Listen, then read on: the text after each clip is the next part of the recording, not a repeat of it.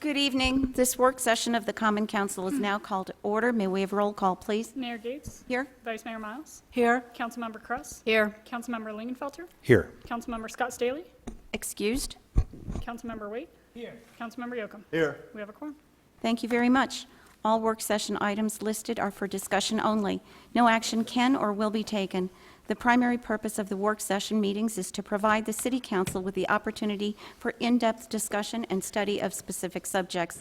Public comment is not provided for on the agenda and may be made only as approved by consensus of the Council. In appropriate circumstances, a brief presentation may be permitted by a member of the public or another interested party on an agenda item if invited by the mayor or city manager to do so. The mayor may limit or end the time for such presentations. Item number 1, airport annexation. Mr. Bacon? Thank you.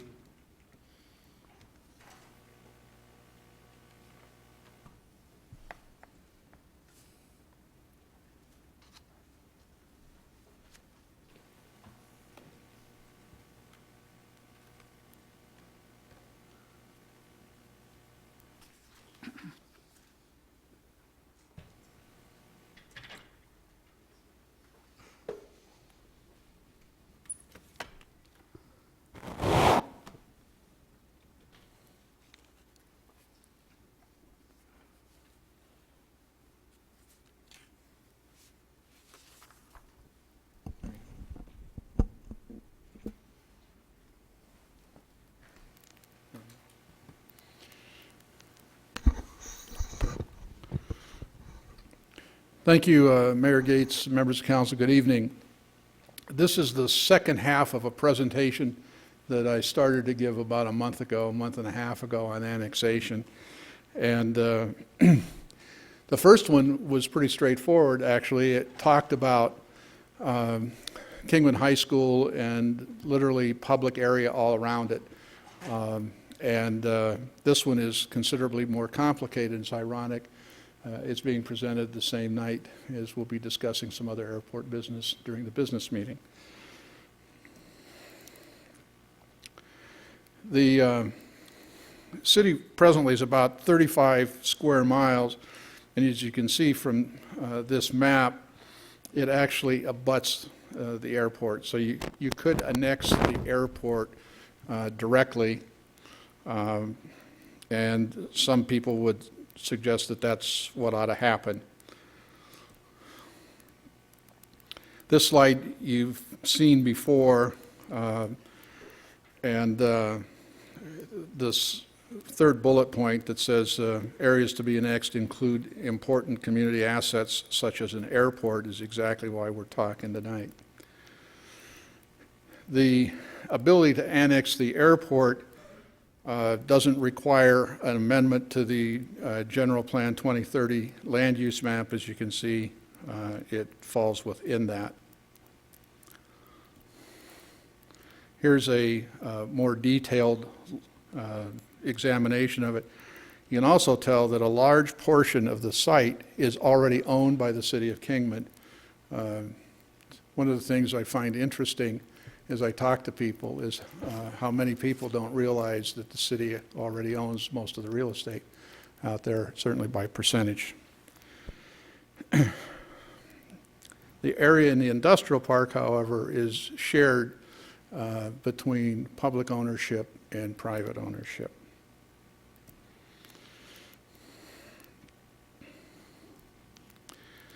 This details that a little more for you. The areas in blue are privately owned. The areas in green are still owned by the city. There are 46 parcels that the city has, about 3,270 acres. It's got county zoning on it. There's one parcel that the state of Arizona has that's 320 acres, and then the balance is private.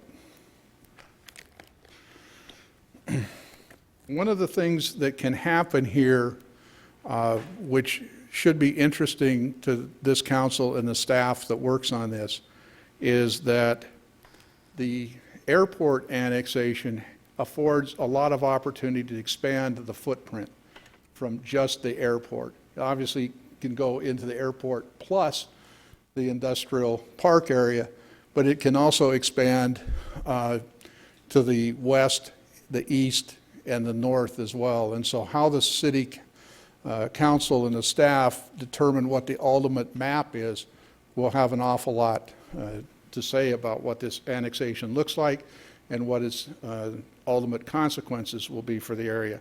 This is just a visual to show you an example of how that could happen. Doesn't mean that's the map that will be ultimately selected, but it's intended to try to show you the flexibility that the city has in considering how best to go about the annexation of the airport. In this expanded one, the city ownership remains the same. The state increases its parcel count to 4, but you'll notice goes to 3.5 sections of property, and there's BLM property as well as an expanded list of private property owners. Where I would suggest that the council and staff proceed next is to start exploring interest from property owners within the industrial park portion of the airport and evaluate the opportunity to create a special district that benefits property owners in that area to be annexed. And I want to explain that real quickly. The property owners at the airport, we're talking now the industrial park portion, pay property taxes. They pay close to $2.5 million worth of property taxes, and almost exactly $600,000 of that amount goes to the fire district. And so if the city were to annex the airport, we would be responsible for fire protection, which means that those property owners wouldn't be responsible for that $600,000. I believe there are ways that the city could go about proceeding on this annexation that would allow the property owners to still benefit financially by paying less in, if you will, taxes, but to substitute a portion of that money to go to finance a special district for the benefit of the area. The other financial consequence to annexation is that these people, for the most part, if not exclusively, are paying extraterritorial utility rates, which is that 30% lift for being outside the city. And so they would receive an additional financial benefit from that that could be incorporated, much like the Kingman High School presentation you heard a couple of weeks ago, where the lower utility rates can be converted into an intergovernmental agreement to provide for services like school resource officers. And so the same dynamic is at play here, only in a much bigger way. The other reason that the interest among property owners should be explored, and I would frankly assume that many of them will be supportive of the idea of being a part of the city. But the number of property owners who support annexation, both as a percentage of the total and as a percentage of the assessed value, is important in helping to determine how big the area to be annexed is. And so when you apply the state law to an area to be annexed, it talks about majorities. So obviously if you have a large area, say 5,000 acres, and you have a majority, all of those people don't have to live in one area or have property holdings in one area as long as there's a majority.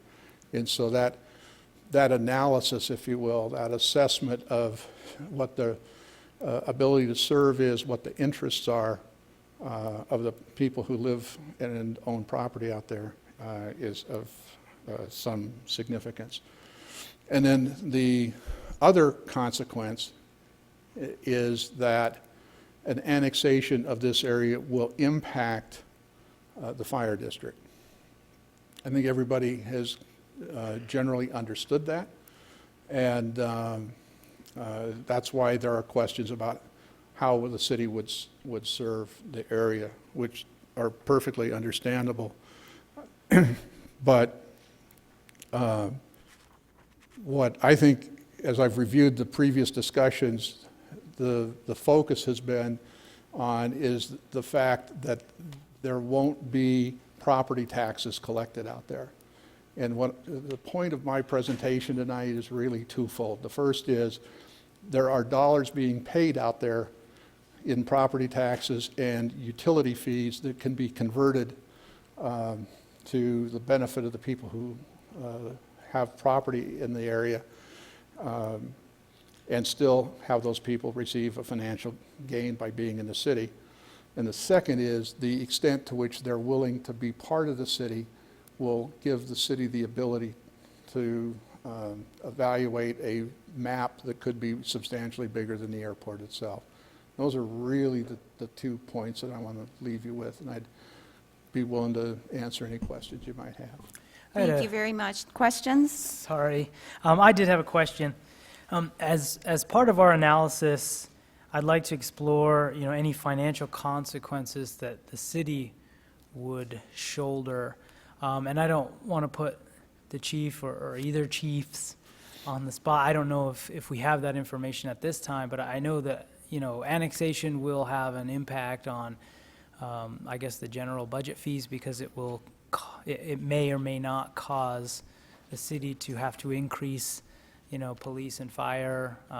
They have, certain things they have to consider for qualifications for different, programs that they're in and their response times and things like that. So Sure. I'm just wondering if if there will be an impact, financial or otherwise, concerning city staff and services. The statutes, I think I mentioned this when I was here before on this subject, but the statutes require that kind of analysis. Councilmember Waite. There are two things to consider, maybe three, depending on how you're counting. The first is that our police department already has a presence at the industrial park.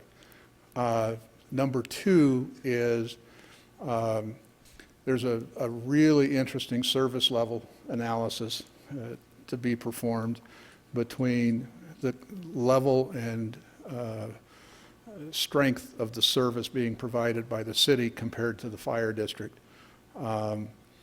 And so that's going to need to be taken into account when you look at a, quote, financial analysis. And then the last point is just to restate one I just made earlier, which is that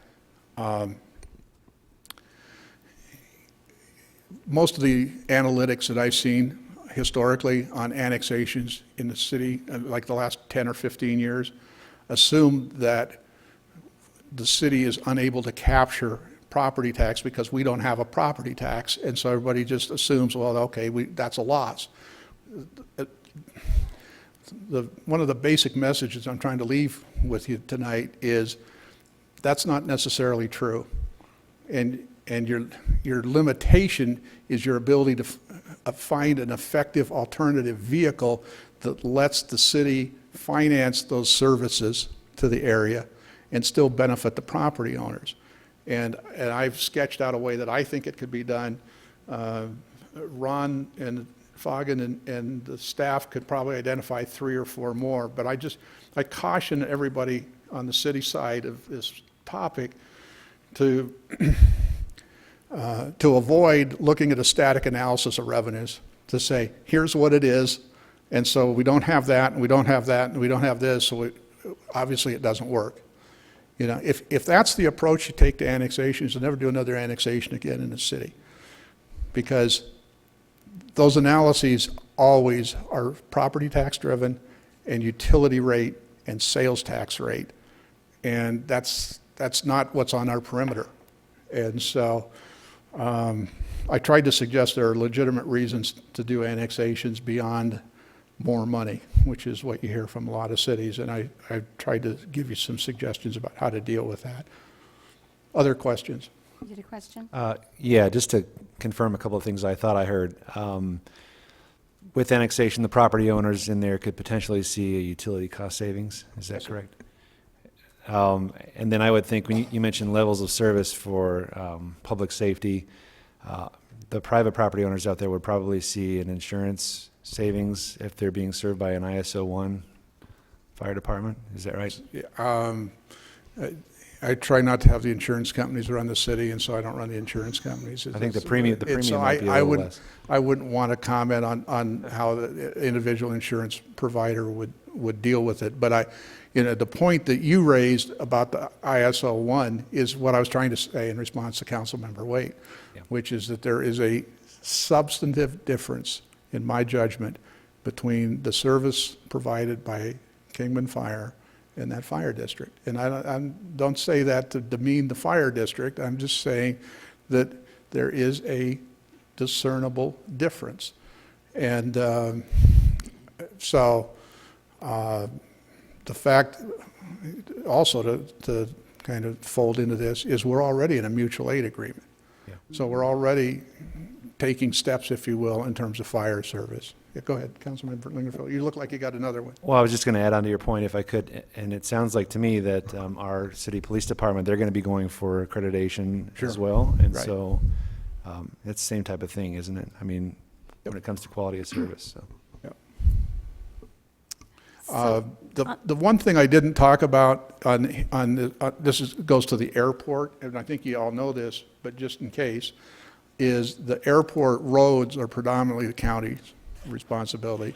And so those in an annexation become the city's. And there are ways to deal with that in the same way. You've had a chance to work with me for the last 5 months. Creativity is one of the things that I think is important. And it's really important on this airport annexation, because if you approach it traditionally, it'll take the city and the airport property owners to places you really don't want to be. So. Other questions or comments? So this evening, you're just asking if we're interested in staff taking the logical first step to see Yeah, whether or to me, not the there's logical interested. first step is what's on the screen right now, Okay. which is start talking to the owners out there. Right. And when we get to the business meeting, you'll see we'll have occasion to do that pretty logically. Councilmember Yocum, do you have a question, or Vice Mayor Miles? Well, I do. Go ahead. I just wanted to make sure, since creativity is important, and I think you've brought up the concept of a special district of Yes. some sort, and so as we move forward and staff begin talking with the property owners, will they have a proposal of some type of district in which there could be revenue generation, but still a savings from what they're experiencing now with property tax and utility fees? Yeah, I anticipate a conversation with the property owners that identifies the kinds of services they would want, and then we figure out what the amount of money required to provide those is, and then figure out how to finance that within the Within a special context of that district. revenue stream. So, Councilmember Yocum, did you have? Yeah, I had a question regarding congruitedness. Is that a word? It is now. Or I guess lack thereof, continuity. We've got a commercial corridor between the existing city limits and the airport. We're not talking about annexing Andy Devine, but just the airport property itself. Would that essentially make the airport a satellite portion of the city, or does No. it not have to be connected to current city limits? No, that's a great question. Thank you, Councilmember Yocum. My first exhibit on creativity is, you'll notice the maps come up the back, not along Andy Devine. It would be perfectly reasonable for the city to consider annexing Andy Devine. It's under state maintenance. It gives you a direct route to Mojave Airport. I mean, there are lots of reasons why you'd want to do that. But that doesn't, that's not a requirement to annex the airport. When I first got here in December, I heard that a lot. Well, if you annex the airport, you have to go at Andy Devine and turn right. No, you can come right next door. That's what the map shows. And so there are a number of ways to get, I think the word maybe we were both looking for is contiguity on the map. And you got to remember that the outline of what I suggested for a footprint happens to contain a little street called Rancho Santa Fe Parkway that comes in. So there's, and I'm not bothered at all about this type of an annexation being consistent or inconsistent with the statutes on contiguity. Other questions? Thank you very much. Thank you very much. Moving on to item 2, Fire Station 2. Madam Mayor, Yes. just for my own clarification, are we giving the city manager direction to pursue that? I believe that was Okay, the thanks. direction from council. Too much nonverbal affirmation. Thank you.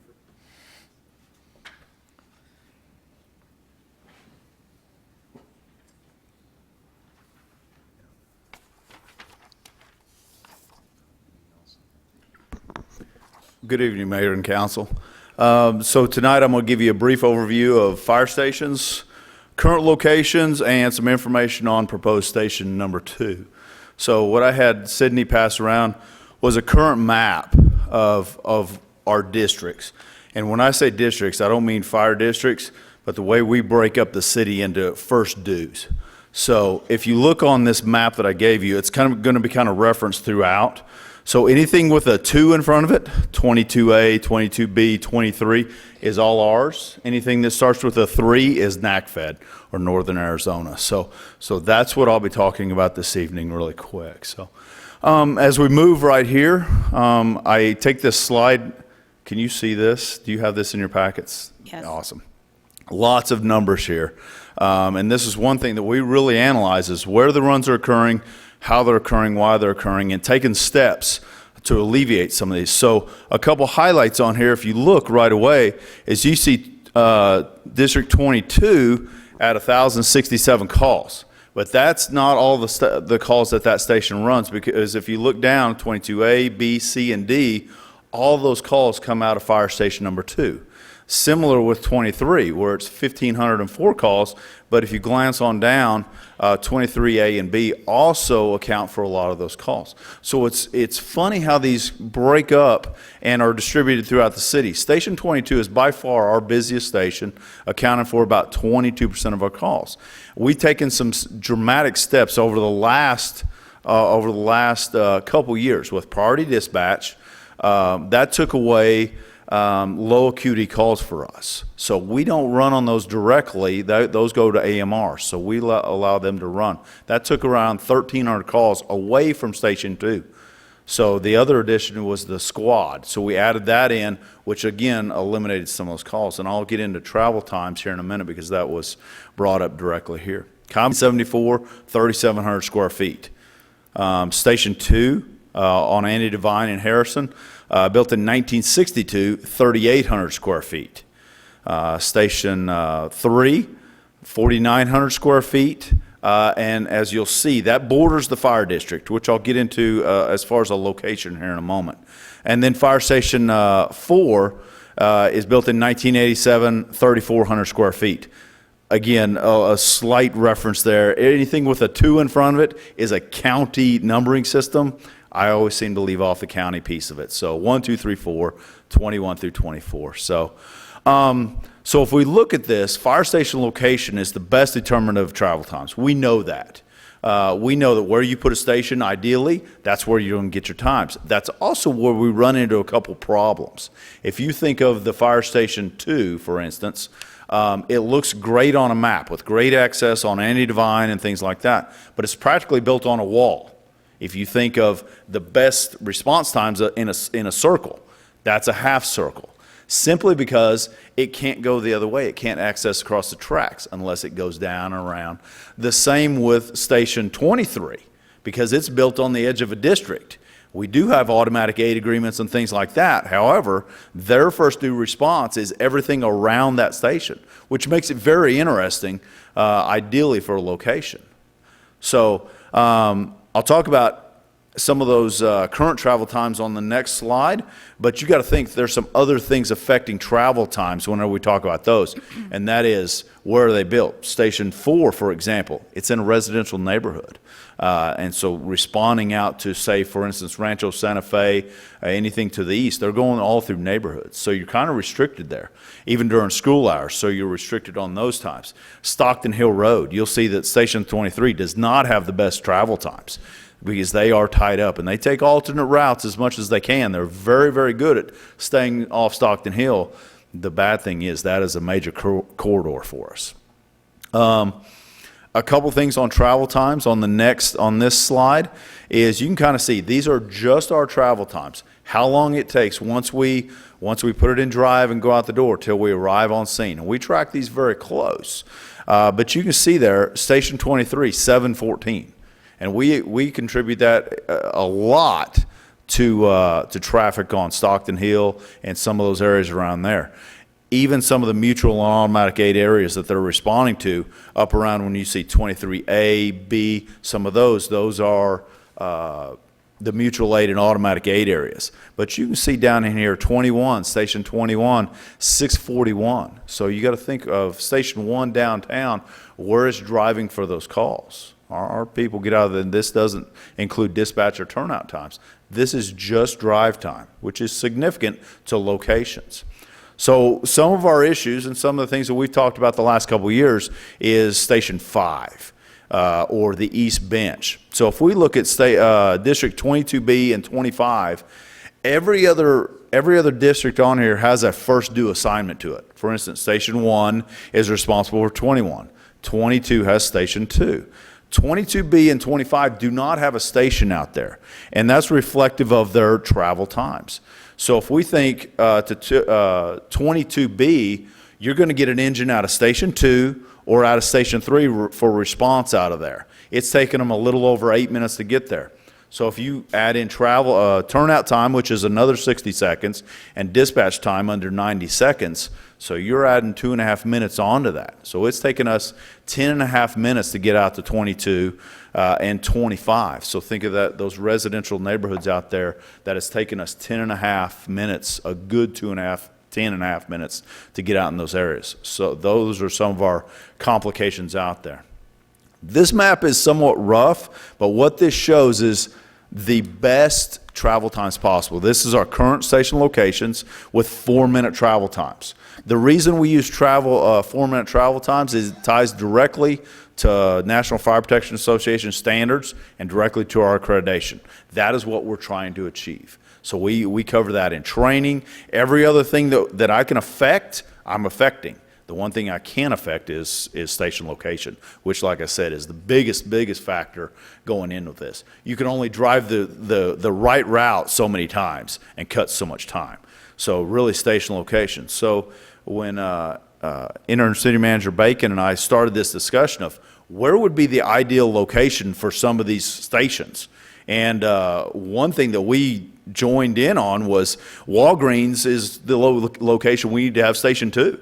I don't think they're going to sell. I don't think that we're going to build there. So we started playing with some other things, and also consideration of the airport and conjunction with the district. So you can kind of see here that a rotation of Station 4 to the east, closer to Rancho Santa Fe, gives us better coverage, especially some overlap from Station 2 and things like that.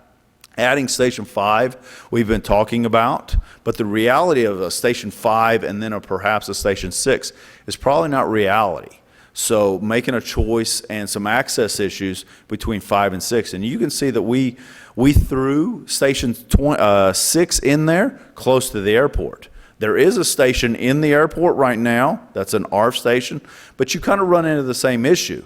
It's built on the far end of everything, and if we have something in the city, now we have the long response time from that unit coming back into the city. So the proposal to put it on Andy Devine so it can go either way is probably what we think is best. But some kind of rotation, a rebuild of Station 4, and that movement is kind of what we threw together. And you can kind of see with our ideal station mapping, that's what we kind of threw out. Again, I would correct the red mark of Station 23. It's not accurate, because if you take everything north of Gordon, right there, unless you're on Stockton Hill, that's all fire district. So we really don't cover that. That's really not ours in a primary response. The other part of this is the proposed Fire Station 2. This has been on the board for a while, and we've been talking about this. So we have it in the budget proposal that you'll see in the capital. I think that's common knowledge, and moving it to the other side of the park in the open area. I think that land was bought in 2004 primarily for a fire station. So what we're proposing is we would, in discussions, we would take the current location, just move it over, move it, not the station as it stands, a new station, move it over, training grounds, everything, and then turn the current location into a park, an extension of Lewis Kingman Park. Some of the current issues at that station, it's well documented. One is its age. Age and size are two of the probably biggest things that we have. Water leaks are an issue. It's just an old fire station. We have to build our apparatus specifically for that station and dimensions. It is what it is. It's just an old building. Diesel exhaust, that was one of the things that was brought up during our accreditation. We don't have a good filtration system up there. And diesel is one of the World Health Organization's #1 carcinogens. So it's a class 1. And there's no real way to get that out of there. There's really not. Training rooms, meeting spaces is always something not only for the fire department but for the entire city that we're always looking for. And so what we did a couple years ago is we went in, this is the proposed site plan. Again, we've been kind of working on this. This only takes up half of that lot. And this takes up the half that's against Fairgrounds and Andy Devine. So again, all the training grounds, everything would move over along with the station. And this has it facing out at Fairgrounds. So we can go either way. We can access. We would probably have to light up, do some kind of fireman signal there at the corner of Fairgrounds and Andy. But that kind of lays it out. This is still under development because we're talking about an access road in the back part of this property. Unfortunately, our architect was involved in a fatal accident a couple weeks ago, so we really haven't been able to proceed with that, nor do I want to right now. But a couple years ago, we did have an architect that drew this up, so we do have this preliminary sketch of a station and what a layout would be. So this would also allow us to put resources inside. Currently, we have Battalion 2, our battalion chief that's on duty every day, is stationed downtown at Station 1. Because of just simple space. This moves him up where the higher volume of calls is and a lot of other things. It also takes a $500,000 hazardous materials unit inside. Right now it sits out in the weather. It is, we've talked about that, along with our medical storage sits in a Connex box and some of those things. So this layout helps us in a lot of different ways. And again, this adds in additional training grounds. So this is kind of a sketch of a training tower that kind of meets our needs. If you see the square footage of our little burn building, our little training building now, it's I think some of you may have bedrooms bigger than that. And to meet the needs of our growing public, such as hotels, we need to be out doing high-rise drills. We need to be pulling hose. We need to be going up and down. We just don't have that capability right now. And it is what it is. So the realization of training grounds that meet our current needs and our training building that does that is tremendous. So how do we do this? I'll let Mr. Bacon take it from here as far as these are the costs that we've kind of projected out along with the architect of almost $4 million for the fire station, which includes training grounds, site preparation, and furnishings, as well as some demolition and restoration of the Kingman Park. So future funding, I'll let Mr. Bacon. Thank you, Chief. Yes, sir. Before I get into the funding, the only thing that I'd comment on the Chief's presentation is when he showed you the way the station would sit on the site. One of the things we'd hope to talk to the architect about is whether or not given that we're going to try to get access out onto Andy at that intersection, whether we might flip the station bays so that they're further back from Andy so that the crews don't get blocked like they do at their current location. But that's one of the things that will come later. But I just wanted to put that footnote to history in before I talk about the financing. The city presently has an existing debt issue from Airway that we make payments on every year. And so what we would recommend doing, and it's in fact a recommendation in the budget that you'll get Thursday of this week, hopefully, is to defease that, which means retire that debt, issue a new note for the $4.5 million, and the annual payments would come from the payments we're already making on Airway, plus one of the things that I feel like I promised you when you interviewed me the first time ever back in November was that I would find a way to get construction sales tax out of the operating budget and into the capital budget. And I've done that, and you'll see that in the recommended budget as well. And so the balance of the payments necessary to service this $4.5 million debt will come in part from that amount of money. It's the contingency. The construction sales tax that's moved from the operating to capital budget is about $800,000 a year. What's embarrassing to me about that is the current budget for capital is 530 something, so it more than doubles the amount that you have for capital. And Tina and I have estimated that about 175,000 of that will be necessary to make this station, the payments on the note. But the long story short is a very straightforward, effective way to finance this station that's been discussed for a long, long time. It's one of the most important capital budget recommendations that I'll make. The total capital budget this year recommended is about $31 million. This is $4.5 million of it. And we'll be talking about this for the next 2 weeks. But one of the things that it's kind of like my last factoid to share with you about the budget. Of that $31 million, almost 75% of it comes from reserves or debt. We only have 25% of our capital budget financed with its own revenue source. You've heard me talk about that so much that you can probably give the speech. And so that's why we need to pay attention to it.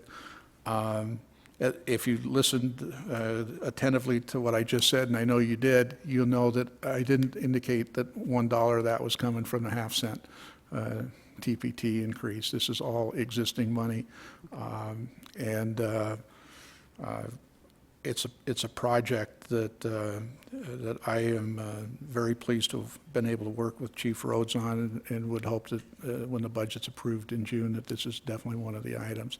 The last thing I would say, and I understand why the chief didn't say a lot because it's not his concern so much, but in addition to being able to put the fire station in a better location and to allow Park and Recreation to expand Kingman Park, it also gives us a very usable site in between the fire station and the existing Kingman Park. And so there are lots of ancillary benefits to what you heard from the chief beyond just putting up a new fire station. May I ask a question, please? Sure. Maybe it's two-part. Has it actually been 22 years since we've constructed a fire station? Yes, ma'am. And what has any idea of what the population growth has been in the last 22 years? This is where I fake a Significant. seizure and go down, yeah. it's- Well, the call volume, and you can kind of see it over the last 7 years. Right. But if you do go back 20 years, we're talking in the low 1 to 2,000. So in reality, you saw a 7,500 number of where we're at. There's another 1,300 on top of that we're somewhat responsible for. And that just like the PD, our growth in calls, along with correlates to our population growth. Thank you. There's a schedule from the budget workshop we did back in January that does a population, and I want to say 20 or 2,000. The census was like 20,000 maybe. Wow, that's significant. Thank I've you. got a follow-up question to the mayor's question. What are the specific reasons why it's been so long? I'm having trouble keeping up with the reasons for things in the last 5 months, Councilmember Lingenfelter. I couldn't help you on the 22 years. I could tell you that from my perspective, and this is one of the things you've heard from me for 5 months, is everybody understands that an operating budget needs a revenue source. A lot of people don't understand the capital budget does too, and we just haven't put an awful lot of revenue against our capital budgets. We've relied on all sorts of other ways to finance our capital needs, and this is my view, we've focused on the fact that we were able to finance X amount of capital and not paid attention to how we did it. And so that's the number one point. Number two is replacing capital facilities is always a big number. I mean, this is a $4.5 million project. That looks like a lot to most folks. And so it's easy to postpone or defer. So that's my second reason. And then my third is back to the budget workshop in January. You might remember a table that I gave you on a slide, had all sorts of entries that were blank because we haven't done the work. And one of the things on that table was calculating how much money you needed to commit every year to replacing your equipment and facilities, and we just haven't done that in this city. I appreciate that. Just looking through our current fiscal year's adopted budget book and the community improvement plan in that, at the back of that book, what I'm hearing you saying is we haven't moved forward on these public safety projects in the city for the same reason as all the other projects, is because we haven't had the capital resources to do that. Is that right? Well, I think this is to a conversation that the council and I have had over the last couple of months, is that when you look at a capital budget, it looks like there's money to finance all those things, and that's just not the case. And when you see the budget at the end of this week, we went to additional measures, I guess is the phrase I'm looking for, to show that a very small portion of the capital budget has funding indicated for the next 5 years. And so that just goes back to my central point, is that capital budgets need revenue sources too. And the council's done some things over the last couple of years to address that. And one of them you just had a presentation on when Tina was here on the utility rates. And so that's as much as I can say. But to your specific question, why it took 22 years, I don't know. But I do know that one of the things I've wound up specializing in is finding projects that are 10 to 15 years old and trying to figure out a way to advance them. Well, I know it's a complicated reason, and just by going through the numbers and by the numbers that are in our adopted budget book, I mean, the community improvement plan right now, it looks to be about 60% unfunded. And the city doesn't know where that money's going to come. I have a question for Chief Rhodes. Thank you for the presentation. Yes, sir. So if I heard you right, sir, in 25 and 22B on this map here, you're saying that the ideal response time is 4 minutes, and it's currently taking like 10 and a half. So we're like 6.5 minutes over that. Yes. Yeah. That's any thoughts from you or from the manager as to what we might do? We obviously need a new fire station somewhere in there, right? Well, two things. First of all, the chief and I both believe that the location being moved, even though it only looks like you're moving it to the other side of the park, actually does help in response times, and I won't repeat what the chiefs had to say about that. But the second thing, which I think is really interesting, is it suggests that the next fire station construction project should be east of the present 4 and probably relocating 4 rather than building a station with additional staffing resources. Because what as he and I looked at it, it was difficult for us to say we had the stations all in the right place. So that's really the takeaway I would have for it. I want to come back to something that Councilmember Lingenfelter just cited, and he cites this a lot in the last couple of months about capital and the point that it's 60% unfunded, which I get the math, in fact, it's one of the things in the budget book, so I get that. I think it's every bit as important that of the 40% that is, it's done with reserves and debt more than it is by having its own revenue source. And so I think people who hear that 60% like to turn that on its head and say, well, it's 40% funded, and to which I would say, yeah, but look at how we funded the 40%. And so I'd encourage you to be as concerned about the way you're financing the capital that you're doing as I am about the fact that you've got a large part of it unfunded. That's an excellent point. Thank you. Thank you. Any other questions? Just I mean, to- This is something that you're bringing to us prior to presenting it at this recommended Actually, budget? Or I think do that- you need direction, or? I think that question breaks the code. What we Okay. scheduled this presentation to do for you is give you an opportunity to learn in depth about one of the budget recommendations that is going to be included in the budget you get this Thursday. And so we'll review the whole budget, obviously, next Thursday and Friday. And so hopefully we spend less time next Thursday talking about the fire station. Thank you. Councilmember Wade had a question. Yes, thank you. I just had a quick clarification question. And correct me if I'm wrong, but if I understood this correctly, the primary funding mechanism for this project would be debt services, and it would be put on the back end of the debt services that we've been paying thus far for the airway project. Close. Let me try again. Okay. We're going to defease, we're recommending to defease the airway debt. There's only I think 2 payments left on that. And take that amount of money and apply it to newly issued debt for this fire station. And the difference between the amount of the annual payment and that airway money will come from a portion of the construction sales tax money that I have transferred from the operating budget to the capital budget. Okay. That makes sense. Okay. Okay. Vice Mayor?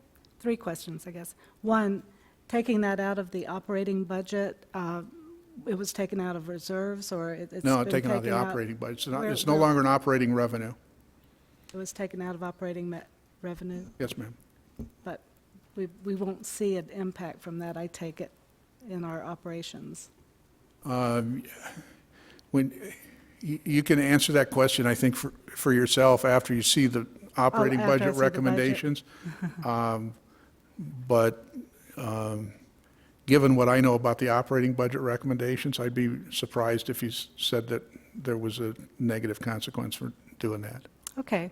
And for the park expansion, will we see that in the budget? Because I know that could be The a park very good expansion thing is a for the part of this city. project, I Vice Mayor know. Miles. That's in the budget? That's in this schedule that you just saw on this PowerPoint slide, the $4.5 million, which includes the park, which includes all that, Excellent. that's in the budget recommendations. I think a lot of people that use that park will be very happy to know that it's going to be expanded this year. And the final one is for you, Chief. On the training tower, that looks excellent. I assume it's state-of-the-art. Will we be using that for any training outside of our own fire district? Will we? So we can, and one of our major initiatives always is mutual aid training, getting all departments around us on the same page, having joint trainings, things like that. So yes, you can't have a facility like that or training grounds like that and keep it to yourself.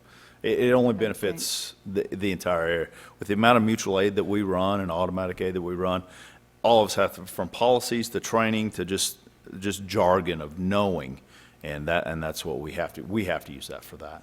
Well, I think that benefits the entire region. does. So thank you very much. Thank you. I have one question for Mr. Bacon before he leaves the podium. Okay. So I know that the fire station relocation is going to be included in the fiscal year 19 budget. Curious if there's any funding for park expansion included in the fiscal year budget that's going to be recommended. Other than I thought I could do two things at the same time, and I now know I can't. You want me to repeat the question? So Yes, please. I know that the relocation that we just spoke of this evening, relocating the fire station is included in your budget recommendation? This presentation. Yes, sir. Right. It is, absolutely. So my question is, it's been mentioned that the park would be expanded. Yep. Is there going to be funding contained in your fiscal 19 budget recommendation to do that? Yeah, that's part of, could you Okay. bring the slide Yes. back? I may have Sorry. not, I may have missed it, sorry. Any other questions or comments? I you for the while he's doing presentation. that, I just want to make sure, because this is important. Oops, sorry. No, you did a fine job, right there, okay. Thank you, Chief. See the line that says demolition and Restoration. restoration? Yeah, I as did. part of- right? Thank you, sir. That's what that is. And the Park and Recreation Director's here tonight to make sure that's part of the deal. So when we present the budget next week to you and go through the review, the $4.5 million is intended to build the fire station, all the training tower, all that, plus the park. I'm sorry, I should have noted that, but this is still a dog park, right? As it's expanded? Or has that been I think decided? that's Mr. Mearsman's intention, but all we said is park expansion. And so Okay. he can address that when we see you next week. Okay, well, I think that if it is dog park expansion, that would appeal to a lot of dog owners in Kingman. And I think I've mentioned this to you, Mr. Bacon, but a lot of people have asked about an agility course being incorporated into the dog park. So just something to think about as we move forward. I will personally discuss that with Mike, if that's the hang-up factor. It's not a Dogs and obstacle course, me and Mike will be on the same page next week. Okay, it's a hang-up. Yeah, I want to close the discussion on what else is in here besides the fire station with an observation. A lot of places I've worked and countless more that I've driven through, when they abandon an old public building to go to a new public building, they forget about the old public building and the space. And one of the things that the chief and I wanted to make sure did not happen is that in Kingman, when we abandoned current 22, that the space was better off after we left than it was today. And that's why I'm glad the questions came about what's included, because it was our explicit intention to include the park amenity with the fire station. Thank you. Thank you. Any other questions? Thank you for that presentation. Thank you, Chief. Thank you. Item 3, big ticket option alternatives and fiscal impact.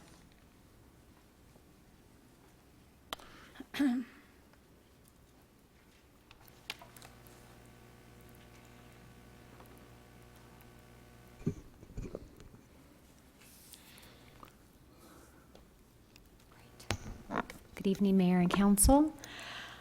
So tonight, I was asked to bring back the big ticket option, which we did talk about in January, but specifically to bring back the two options that fall under that big umbrella, big ticket option, and then some of the fiscal impact, the alternatives, and then the fiscal impact, and then maybe what the next steps are, so the timelines associated with adopting a big ticket option. So there are really two different options underneath a big ticket option that are allowed in the Model City Tax Code. That is the single item option, which basically excludes a certain priced item from being taxed at the city's higher tax rate. Or a single item portion option, which excludes a portion of a certain priced item from being taxed at the higher city's tax rate. So, for example, and this is for illustrative purposes, only.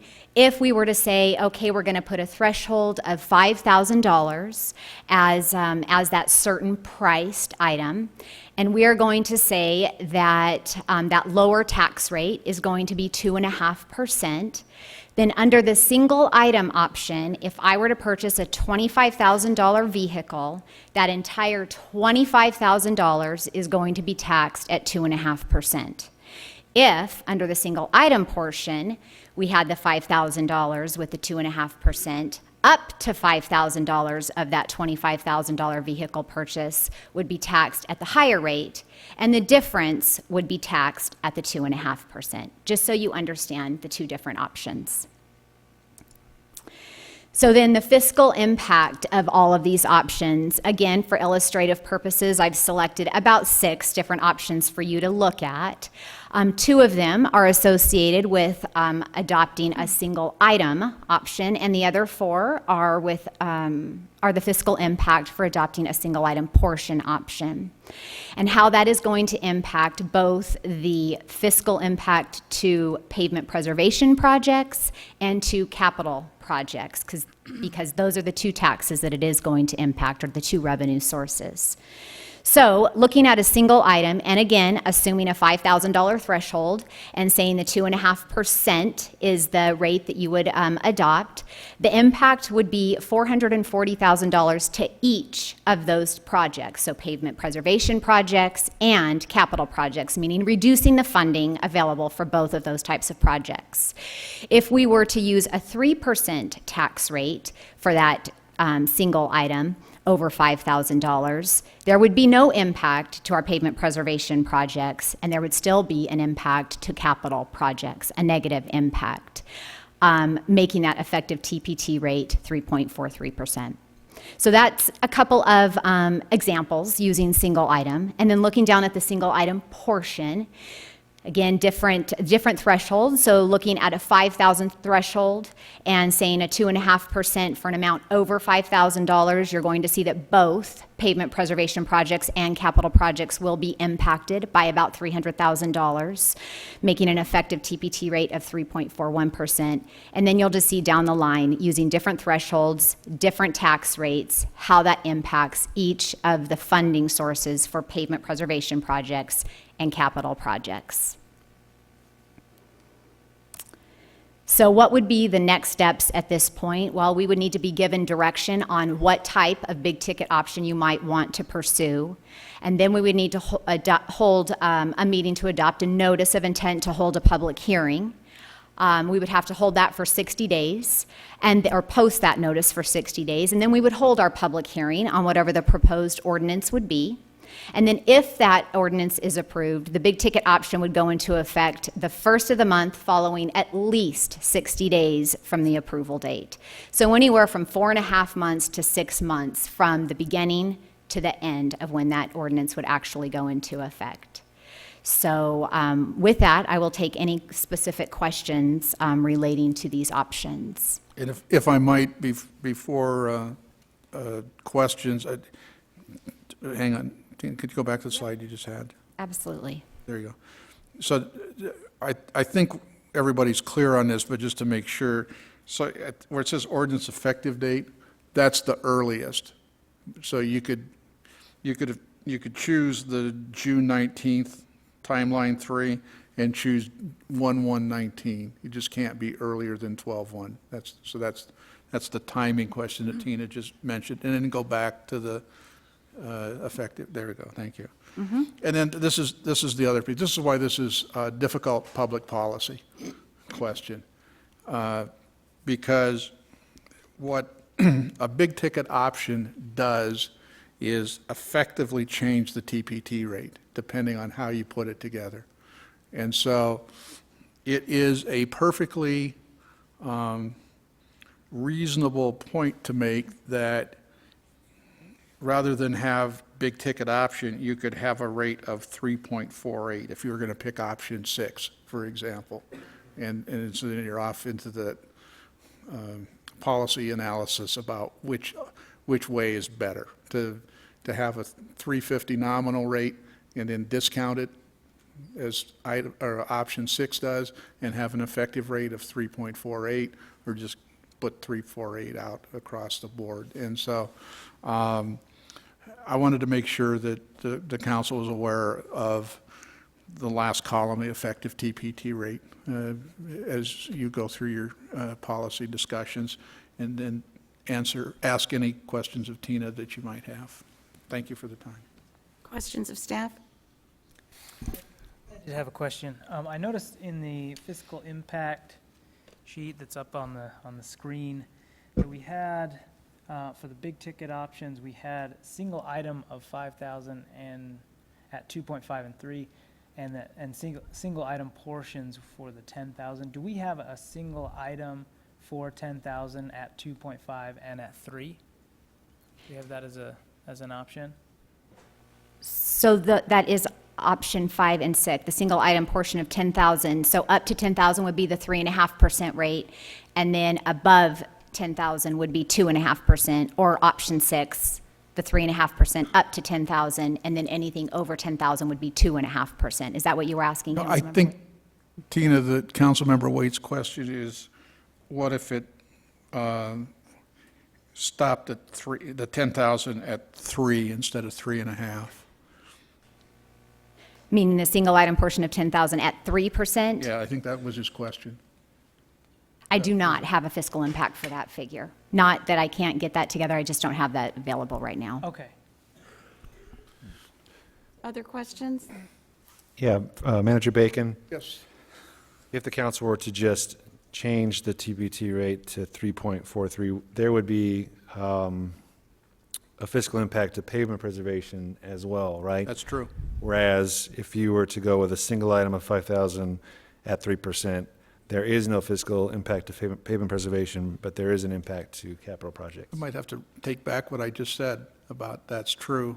The way that I understand the adoption, it was 2.5 to 3 is for pavement pres, and anything over 3 goes 3 to 3.5 is capital improvements. So if I now, as I reflected on your question, Councilmember Lingenfelder, it was to take the rate from 350 to 343, then that impact would all fall on capital improvements. Other questions? I have a question for Manager Bacon. We just heard that now we have construction sales tax in the Right. capital budget, and that's, I think you said 800,000 Yes, sir. Yes, ma'am. annually. And so part of that is being used for debt service for the fire. Yes. But if there was one of these scenarios that was adopted that only hits capital, that hit to capital would be offset somewhat by that shift of construction sales tax. Is that a fair thing to say? Or a logical thing to say? Or? I mean, I think that's what happens.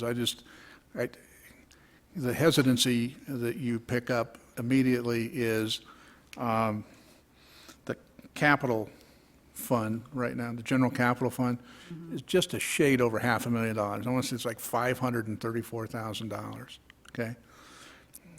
Net of the fire station, right? The construction sales tax adds $625,000. So you still double it, but you're at $1.1 million. I mean,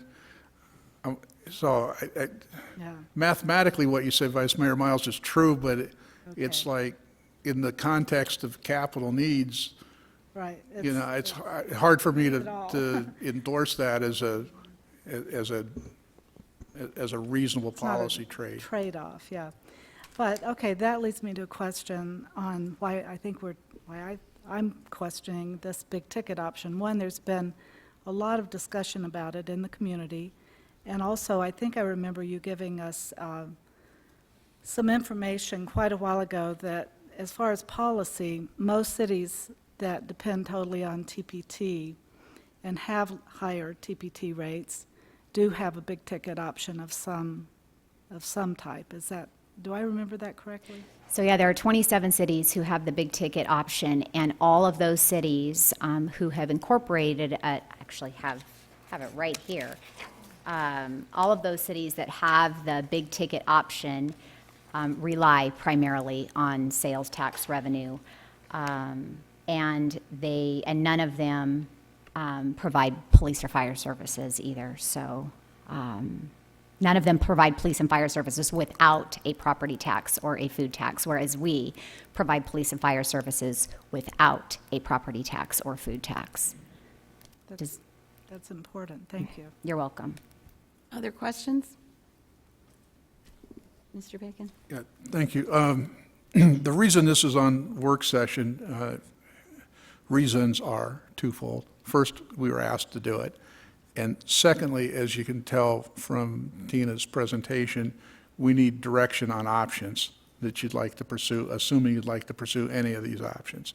So unlike an item that's on the agenda tonight about supermajority, which is pretty straightforward, staff needs to know the preference of the council in going forward because we need that in order to start the noticing process.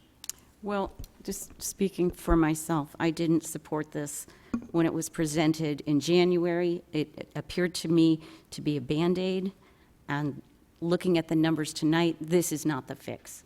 So that's where I'm at, speaking for myself. Other questions, comments? I'd say that, when you're dealing with an entity like Kingman, and we've heard a lot about the needs of Kingman. I mean, we all know that we have streets, and hopefully those streets, we can make those safe and smooth streets. There's a lot of reasons for that. Pothole damage. I saw a AAA survey that said the average taxpayer's pothole damage bill is like $300. And, if we can do something about that, we need to do that. And we have just a backlog of capital improvement projects that we have to find out how we're going to pay for it. The debate shouldn't be whether or not we fund it, it's how we fund it. I've spoken to some car dealerships in town, and I thank them for their feedback. But looking at this, I see it as a way of trying to reach out and do something that compromises that. If we were to go for like a single item of 5,000 at 3%, that helps our dealerships that are in Kingman to be a little more competitive. At the same time, it doesn't have an impact on our citywide pavement preservation. It does have an impact on our capital projects, but with zero commercial fees right now for a year, hopefully our sales tax base can continue to grow and be broad enough to where, someday in the future, that this community can have the lowest sales tax rate in the county. I believe that can happen if we make the right choices. So right now I would just, making these types of decisions is tough because it's a balancing act and you're always going to make somebody upset. But I think in compromise, I would want to see the staff look at a single item of 5,000 with like a 3% limit, and the timeline, maybe timeline 2. But that's just my thoughts. Thank you. Other thoughts?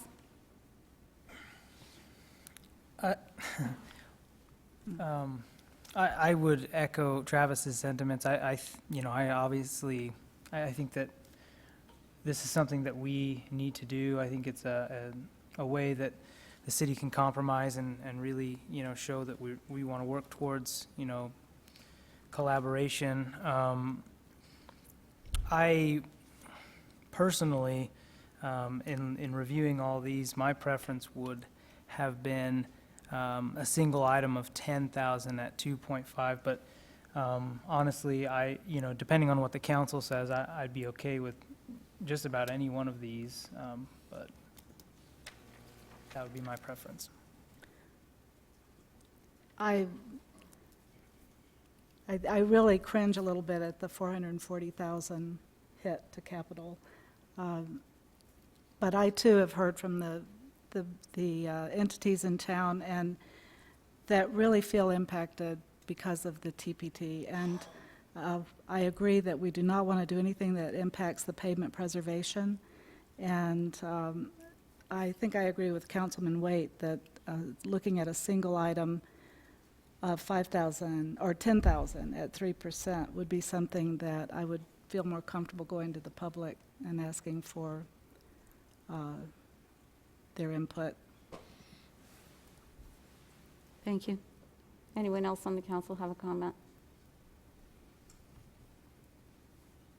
There you have it.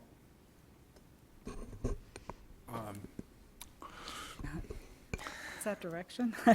No, that's, I was Pretty- looking for the pretty polite nebulous. way to say that. So Tina has been taking notes, and I think she's somewhere between 2 and 3 members of council who have an inclination to go forward with a particular option. But certainly not 4. Right. And you have 1 member missing, obviously, tonight. So I'm not sure what you would like us to do next, to be honest about it. Madam Mayor, I also would not support this. I think it's temporary.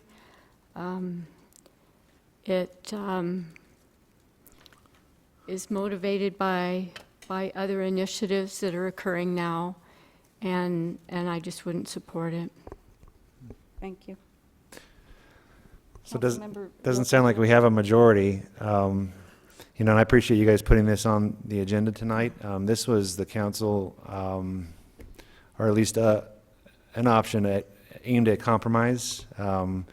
We all know that there's a TBT initiative out there, and what that would do is not compromise. It takes away our dedicated streets revenue, and it takes away our capital budget revenue. And, again, the debate shouldn't be whether or not we fund it, it's how do we fund it. And with sales tax, from the numbers that I've seen, and correct me if I'm wrong, but the latest Buxton numbers that I've seen, the sales tax that we provide public services on is about 50% funded by city residents and about 50% funded by non-city residents, tourists, and travelers, whereas a property tax, a primary property tax, would be 100% funded and on the shoulders of all of us that live within city limits. So that's a pretty easy choice for me. Thanks.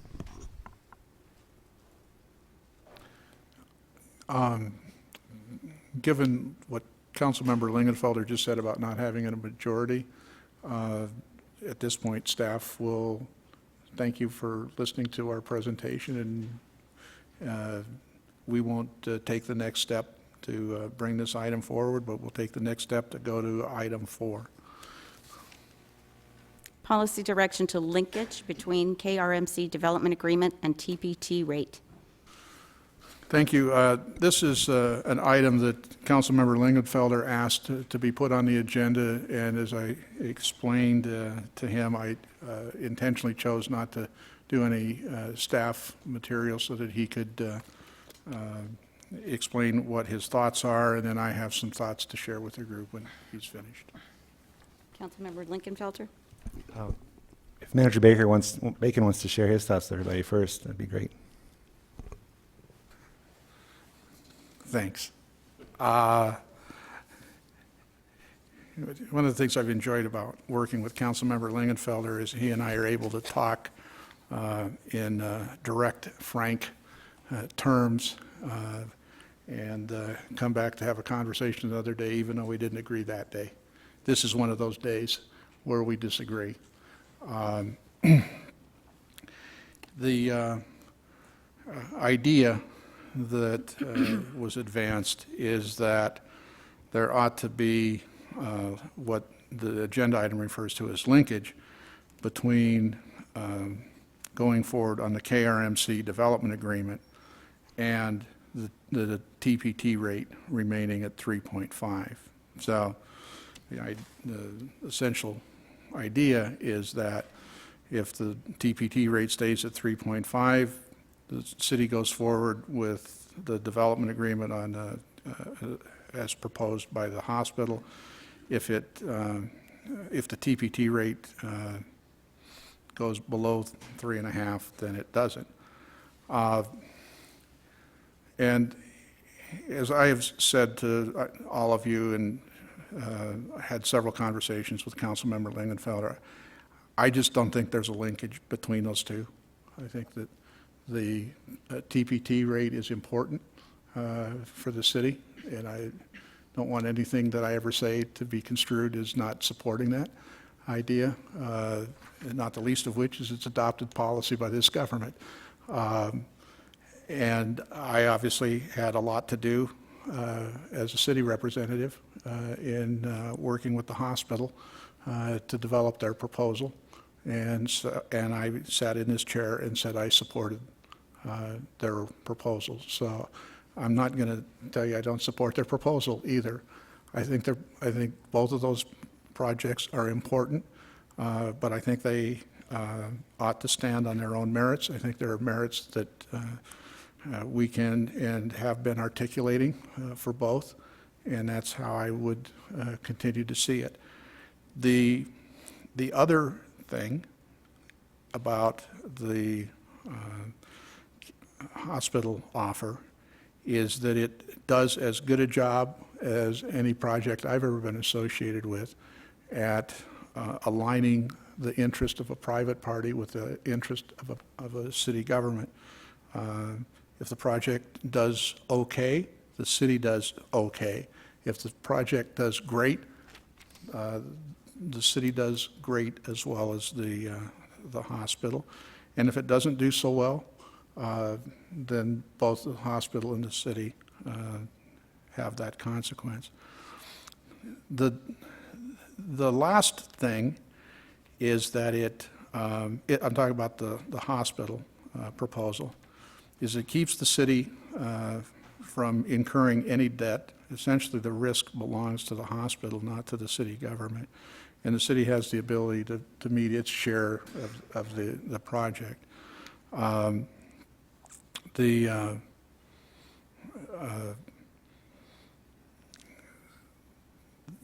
Between that and the point that I just made before, it gives the city a revenue stream in the out years that it doesn't have right now, and I think that's useful, whether or not there's a TPT rate. The TPT rate was adopted because of council's understanding that capital budgets need their own revenue sources. And that continues to be the case, and I think that we ought to focus on both of these projects, but not try to link them, because in my mind, that linkage doesn't exist. And that's pretty much what I said to Councilmember Lingenfelter, and he disagrees with that, so it's his turn. Thank you for going first. You know, I'm going to go and say that I still think the merits of this project, I don't disagree. The merits of the project are sound. But let me say, I think I've heard in past conversations, you have said that because this council has made pavement preservation a priority, that your recommended budget that we'll be getting this week contains $4.5 million of new pavement preservation money, which is up from an average of $860,000. Yep. And that the majority of that $4.5 million is going to be expended before November of this year. Is that correct? Would be my hope. Correct. Okay. So is it also true that if the TPT initiative gets on the ballot and it is voted that that 1% is removed, that the city of Kingman in our fiscal year 19 adopted budget will then have a budget shortfall that we'll have to make up? Not in fiscal 19. You'll obviously not realize the total amount of TPT revenues, Councilmember Lingenfelter, but as Tina and I will explain next week, we're prepared to end 2019 fiscal year committing the $4.5 million, whether or not there's an initiative on the ballot and whether or not it's successful or not. The challenge, which I think you're addressing, is what the council does next for 2019-20. with respect to pavement management. And that is where the shortfall is, and it's a significant shortfall, Yeah. as you know. The fiscal year 19 budget, and thank you for clarifying that, but if I understand right, the fiscal year 19 budget assumes that for an entire fiscal year, that current TPT rate, if it's repealed, that 1% is repealed, we will have only had collected a portion of that That's true. fiscal year, correct? That's true. So then we will need to have some budget work done, right? My second point is that when you look at the letter that was submitted by KRMC to the city as a part of that joint venture, or suggesting that joint venture, they're going to be using, I think, design bid build, and the project is not going to be completed for 4 years, right? And then, I'm just guessing, another 18 months to 2 years to have any sort of commercial TPT revenue generating activity within the boundaries of that district. 6 years from right now. That's a long time. Sure. I'm only in office through 2020. So that's 4 years beyond my term, and I don't feel comfortable. A lot can happen in 6 years. I don't feel comfortable with obligating a future council unless I'm absolutely confident that those financial responsibilities are going to be able to be met. So I'm not going to be asking that it be tied tonight, but I need more information So as we I'm- continue to go forward. I'm sorry, which financial obligation were you referring to? When you said- Primarily maintenance. I mean, we may have the money to build Kingman Crossing, or the Kingman, the Boulevard. Yeah. The name escapes me, I'm sorry. But the city is on the hook for maintenance of the new roadways. That's true. We're also going to be on the hook for increased public safety, police and fire. And if our revenue is cut this year, then those burdens are going to be on the backs of the city. And maybe I'm being really super conservative, but I just don't feel comfortable unless I know that that revenue is going to be there for voting for something. And you don't have to agree with me, but that's just where that's where I'm at. No, I mean, I- to 2020, this isn't going to be generating revenue for 6 years, probably. So, you know, there's a delta of time in there. Well, this has turned out to be an interesting item on the agenda. The rest of the people watching get to have a viewpoint of Councilmember Lingenfelter and the interim city manager's conversation over the last 3 or 4 weeks. What Councilmember Lingenfelter just said, with which I agree, is there's going to be some time delay between today and getting a revenue stream established on this property, but there's going to be a revenue stream established. And so I'm from the same conservative school that a lot of folks are, and that tells me that I'd rather have some revenue than no revenue. And so I would rather have, if I were your city manager in 2026, which seems like a long time from tonight, but if I were your city manager in 2026, I'd rather have the revenue stream that the KRMC proposal provides the city than to have none. And so ideally, you'd have the TPT revenue plus that, which goes to my earlier comment, but at a minimum, you would have that revenue stream from the crossing, and the council has absolute discretion in how you use that money. You know, I said this to you the night that they made their proposal. You know, I agree with the council's decision last year to create the I-11 project. And so I see this as a part of the I-11 project, and I see this as making the I-11 project more likely to happen than not. And so I think there's positive revenue stream there, and part of the reason that I think that is because the hospital needs that for them to be successful. This isn't something the city needs to be successful. This is something the hospital needs to be successful, and we get a part of it. And so I just, that gets into the revenue part. At its core, and this is why Councilmember Lingenfelter and I just disagree, and that's that I think that the development agreement is important for the city to go forward with. And I think the TPT rate at 350 is important for the city to have to finance its capital.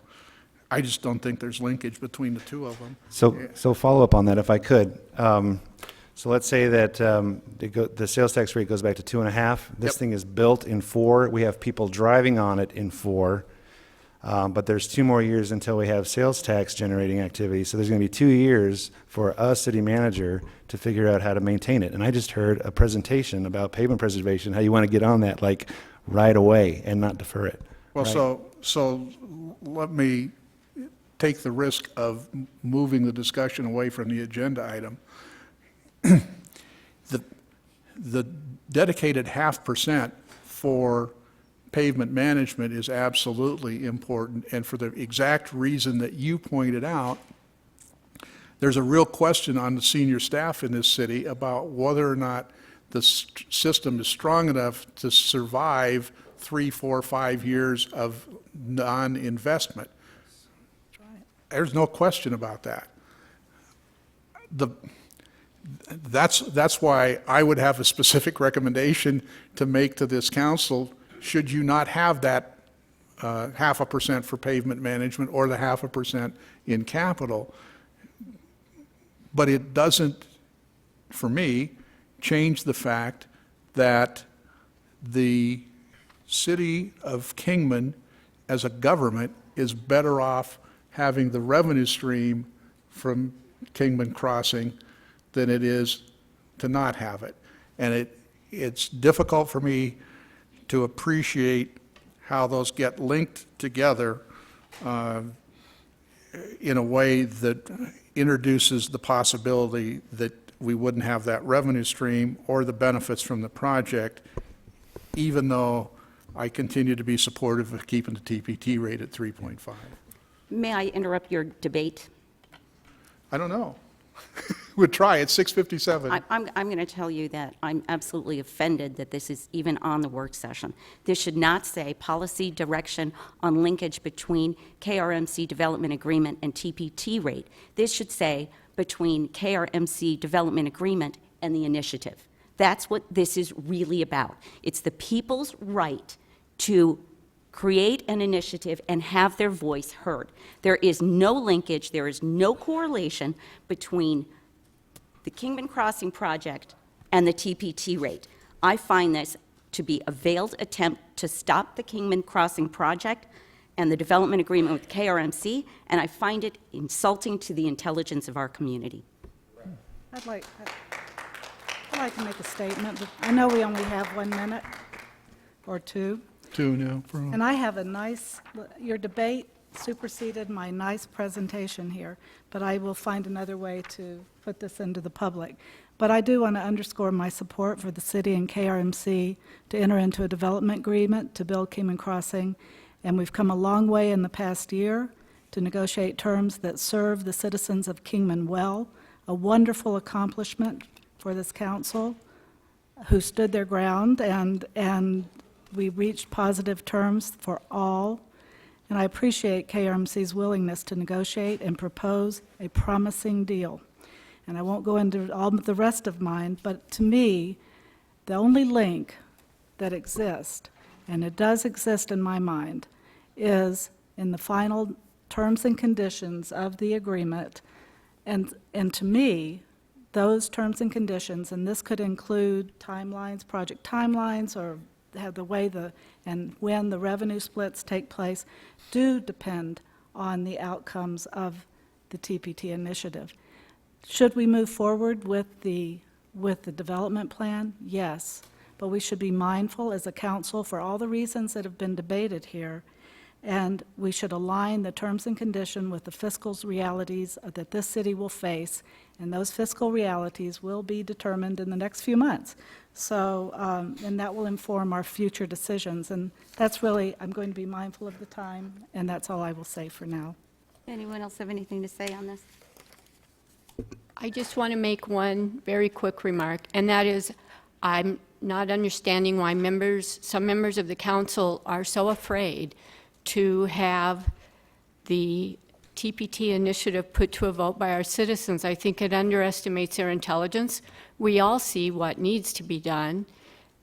We're not any smarter about spending their money than the citizens are. We should not be afraid of it. I'd like to reply to that. I'm not afraid at all. But I know that all of us sit through hours and hours and hours of budget discussions, and I don't think 19,000 people do. And that's why we're elected, to try to make responsible decisions. All we are is messengers. And I support people voting.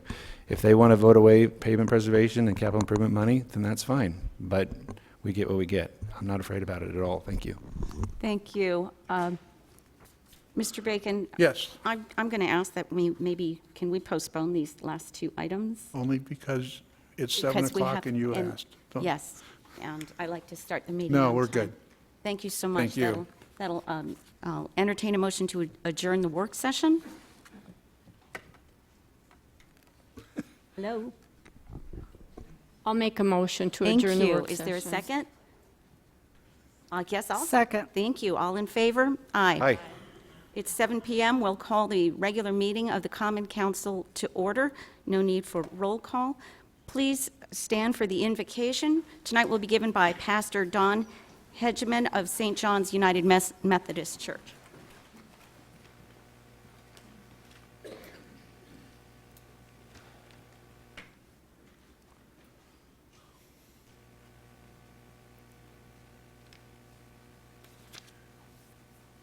Will you join me in an attitude of prayer and meditation?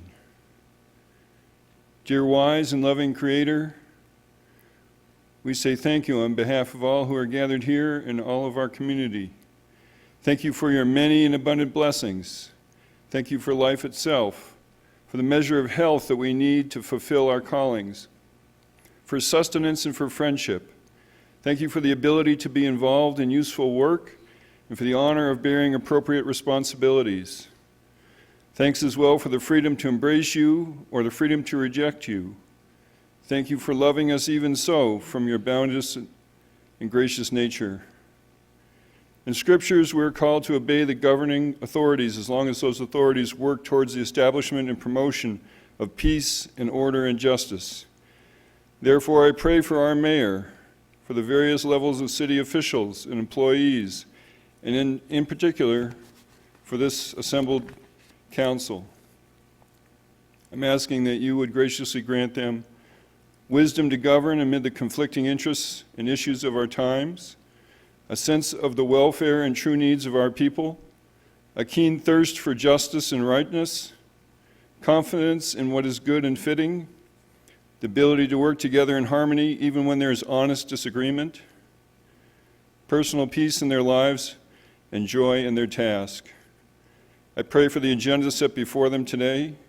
Please give us an assurance of what would please you and what would benefit those who live and work in and around our beloved city of Kingman. It is in your most blessed name I pray. Amen. Amen. Thank you. Please join me in the Pledge of Allegiance. I pledge allegiance to the flag of the United States of America and to the republic for which it stands, one nation, under God, indivisible, with liberty and justice for all. Please be seated. Thank you very much. The council may go into executive session for legal counsel in accordance with ARS 43103A3 to discuss any agenda item. The following items may be discussed, considered, and decisions made relating thereto. Item number 1 is approval of the minutes. We have 3 sets of minutes to approve. I will accept approval of the minutes in one motion unless there's any changes, corrections, or additions. Hearing none, I'll entertain a motion to approve the 3 sets of minutes as presented. Motion to approve. Second. Any discussion? Seeing none, all in favor? Aye. Aye. Any opposed? Item number 2, awards recognitions. We have 2 proclamations this evening. We have representatives from KUSD and from the Kingman Academy of Learning here this evening. I will read this proclamation, and Nice to see all the red shirts in the audience. Whereas the Kingman City Council recognizes that the funding for schools in Arizona is $1 billion below 2008 levels, and whereas the Kingman City Council is witness to the consequences of this chronic underfunding and sees the negative impact to teachers, staff, students, families, community, and state, and whereas the Kingman City Council has supported and worked for solutions to fund teacher pay raises and other educational needs, only to see the Arizona legislature fail to stop enacting tax cuts that run counter to our effects. And whereas the Kingman City Council supports strong public schools as a foundational tool in building a strong economy for our community and our state, and whereas no one has worked harder nor waited longer for raises and restoring money for resources for their classrooms and schools, nor sacrificed more than our teachers and support staff, and whereas on behalf of our community, students, families, and businesses, we cannot allow this crisis to continue without a plan to address these issues. We support our school employees as they make their demands known for the necessary and sustainable full funding of all educational needs. Whereas we are confident our community, including parents, families, caregivers, business leaders, teachers, families, school district administrators, neighbors, and friends, will support our educators as they participate in Red for Ed, advocating for what they need to educate our children and secure the future of Arizona. Be it resolved that the Kingman City Council is in full support of our educators and stands ready to take steps necessary to improve salaries and working conditions for school employees. The Kingman City Council urges the Arizona legislature to work urgently on behalf of the citizens of our state to take swift and meaningful action to develop a viable plan to fully fund education.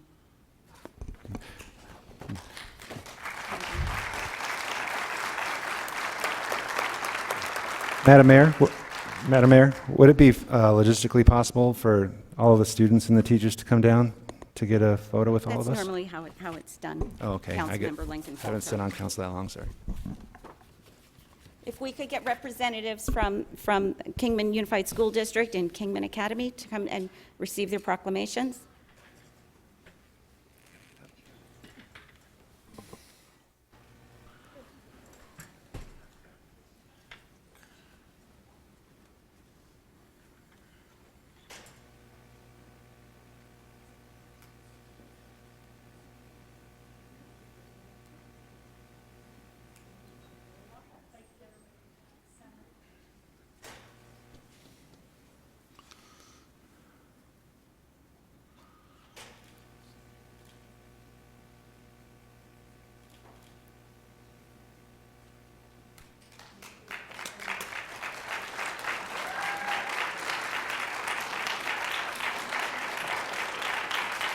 No, goodness.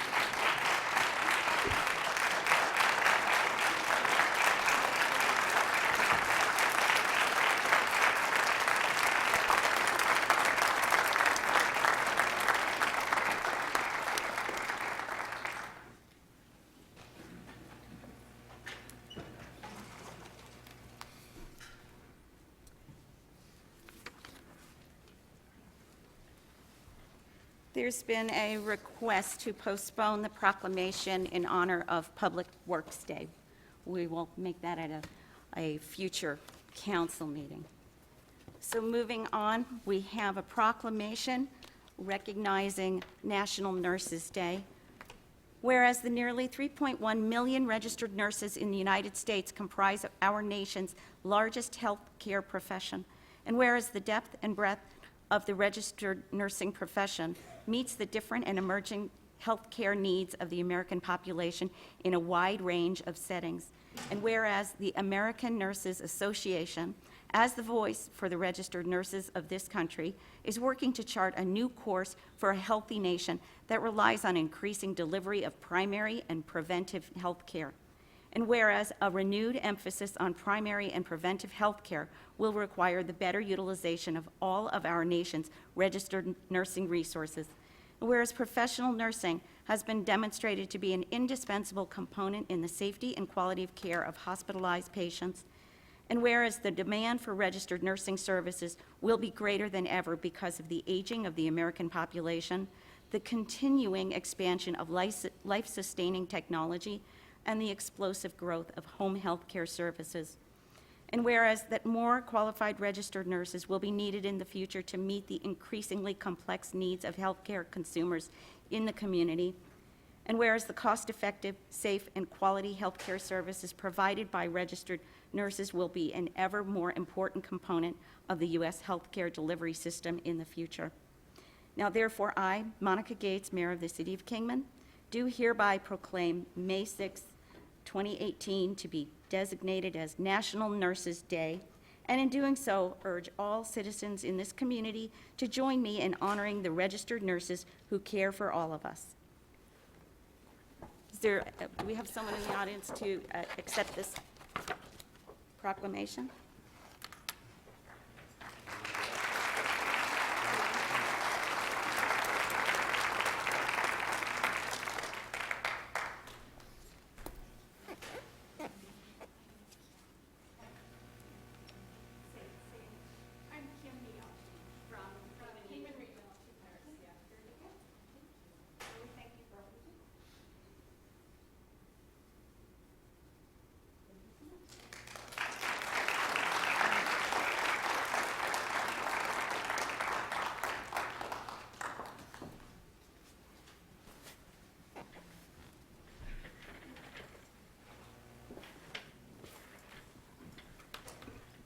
Item 3, call to the public, comments from the public.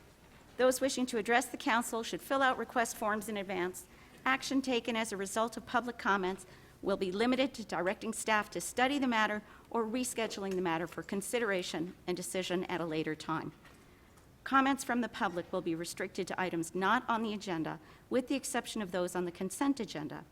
There will be no comments allowed that advertise for a particular person or group. Comments should be limited to no longer than 3 minutes. We do have some people signed up to speak. Order received. Gary Rucker. Paul, would you come up? Council, thank you. We've just come here to say thanks. How often does that happen? We know you deal with a lot of stuff, but you have done a wonderful thing. I want you to get a picture of this, will you please? Go ahead and turn around. Who, me? Yes, this is your photo op. Okay. We planned this out very well. And at the bottom it says Gary for mayor. Thank you. Now, we really are grateful to the council. You have made history. The new Kingman Regional Air and Industry Port is open for business under new management. Woo! Thank you for taking this courageous action. No council before you has had the nerve to do it. The city of Kingman has now joined the ranks of successful cities who value their airport and industrial parks. So we who use the airport and have invested our treasure out there pledge our support and expertise. One of our first recommendations, we just want to make 2 brief ones right now, but one of our first recommendations is to have the current Airport Authority building function as a business welcome center instead of a barrier to growth. And then secondly, semi-serious, I would like to see Dave French's office turned into a pilot lounge. Thank you. Appreciate you. Thank you. Jem Morgaine.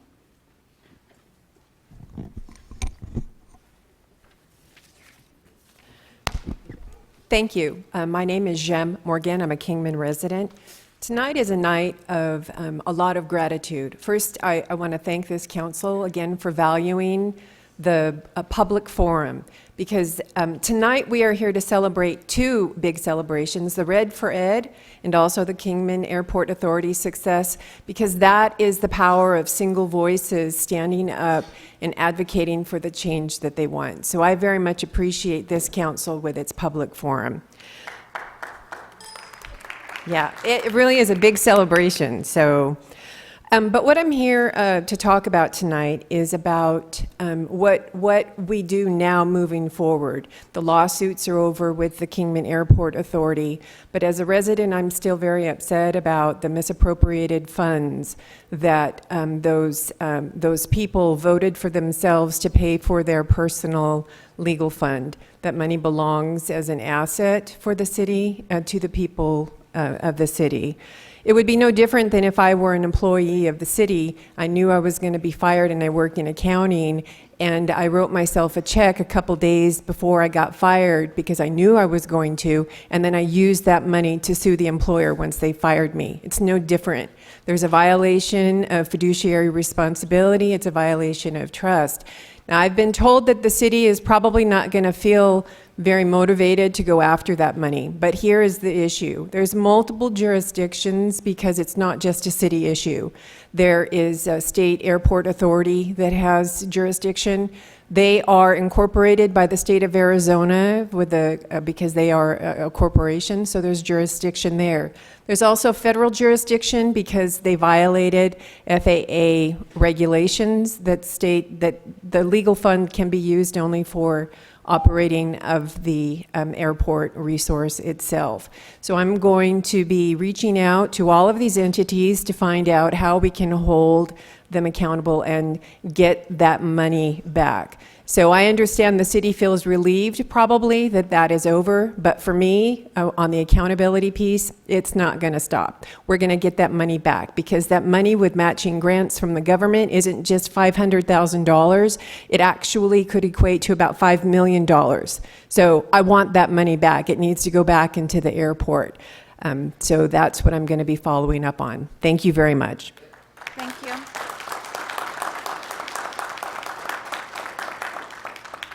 Doug Dickmeyer.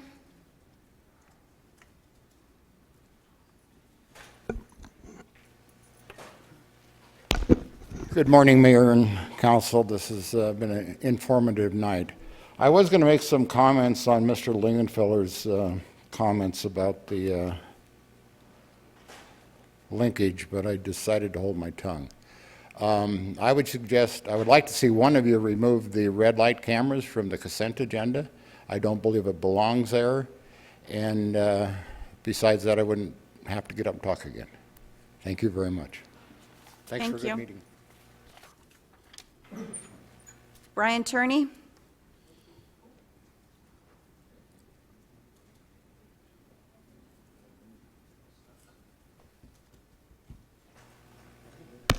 Good evening, Mayor, Council. I wasn't planning on getting up today, but first off, I do want to give a shout out to the people in red, the teachers. I have a wife and a daughter that were professional school teachers, and my chief nursing officer here, and all those people that really do just a wonderful job and are under-recognized and many times underpaid. So anyway, I just wanted to say thank you to all of them. But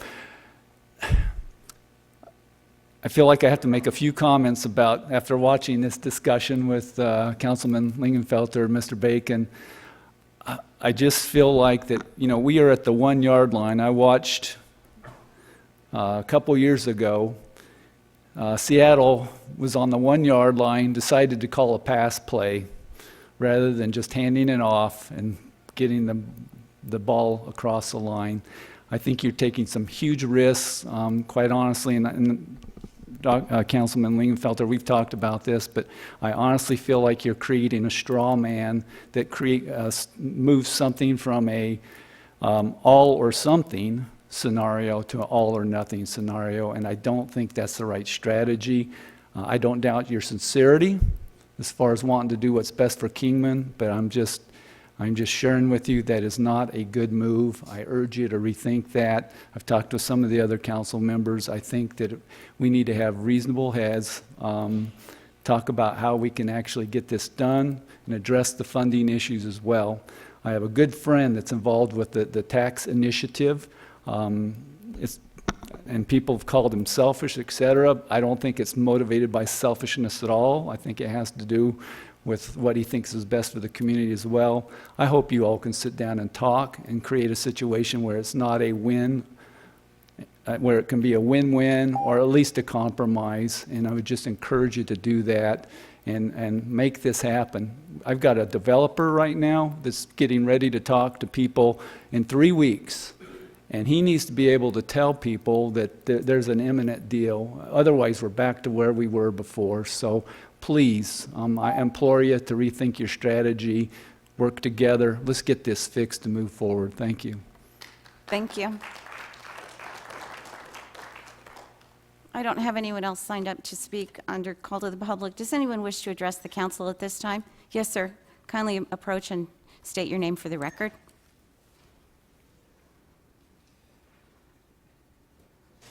I had filled out a form earlier. Jim Schilder. Oh, I'm sorry. I have item 4E. Did you wish to address the council now? It's on the red light cameras.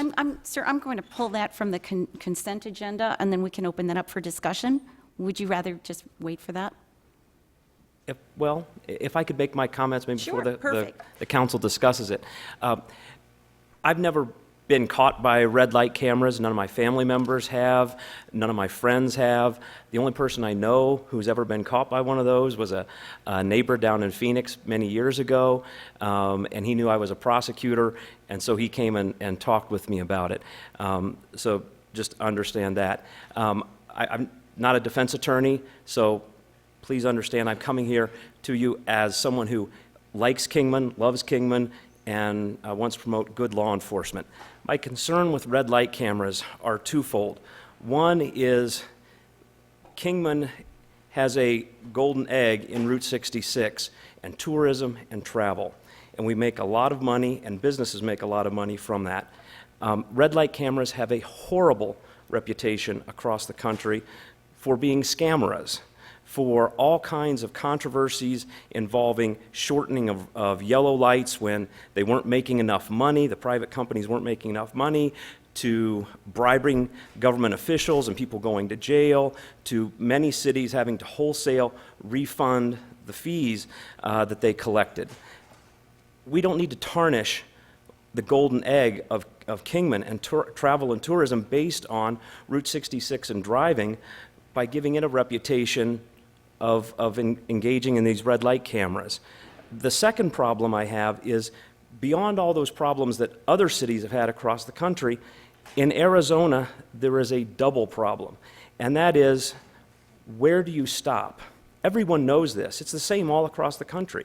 There is a big white line painted on the roadway, and it's called the stop line, and that's where you're supposed to stop. And if there's no stop line, you're supposed to stop at the crosswalk. And that's well short of the continuation line of the side street that comes across. And that's to protect pedestrians, other drivers, tractor trailers who might be turning, etc. But in Arizona, without exception, all of these private for-profit companies set their trigger out at the prolongation line of the curb line of the cross street so that people who have cross the stop line, maybe are blocking the crosswalk, etc., and the light has not turned red, none of those police officers back there would ever write a ticket for somebody who clears an intersection on the red light. But those cameras, every one of them do. And so lots of people get caught for red light violations that are not a violation at all. They know intrinsically it's wrong. They don't understand the Manual of Uniform Traffic Control Devices to have the details of why it's wrong, but they know it's wrong, and it degrades public respect for good law enforcement, for the courts, for the whole justice system. So I encourage the council to please rethink this. I can provide information to you about the Manual of Uniform Traffic Control Devices, etc. Thank you. Thank you, Mr. Schilder.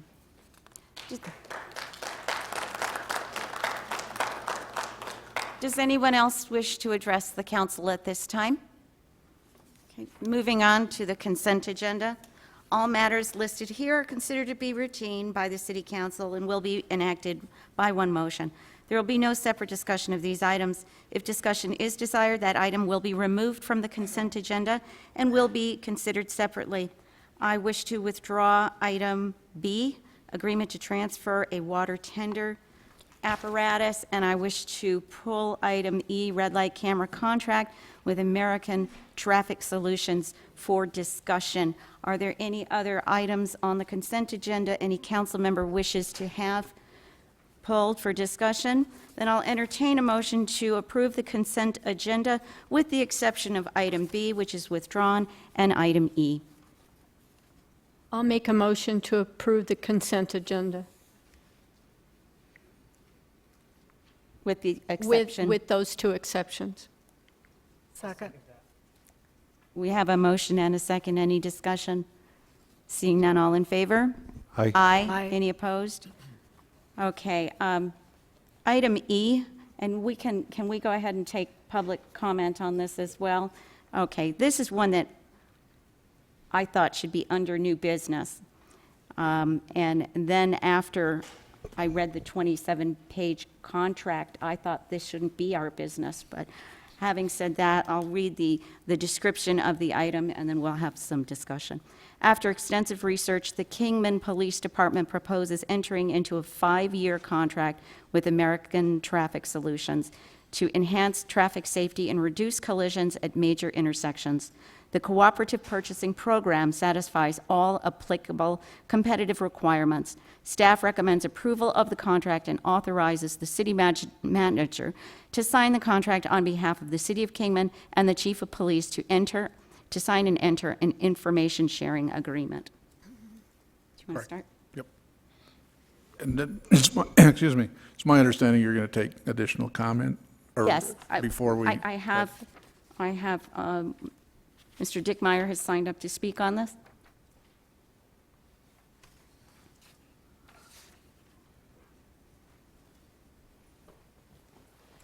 Good evening again, Mayor and Council. I'm not going to take a stance for or against cameras. Mine's about the democratic process. This is new business. Kingdom has never had anything like this before. It should not be on the consent agenda. It should be under new business where the citizens have the right to have input. Unless you're all prepared to vote it down tonight, I would suggest you pull it and put it on next council's agenda as a new business item, and the council can readdress the pros and cons, and the citizens can have their input. Now, I realize that Chief DeVers give you a presentation. That's the only thing that's been said. There's been no opportunity for public comment. And his presentation was basically from the company's book, selling the product. And I think it just needs a little more talk and public input. So either deny it tonight or move it to a regular agenda item, because it really doesn't belong on normal business stuff. Thank you very much. Thank you. Does anyone else wish to address the council on this item? Yes, sir.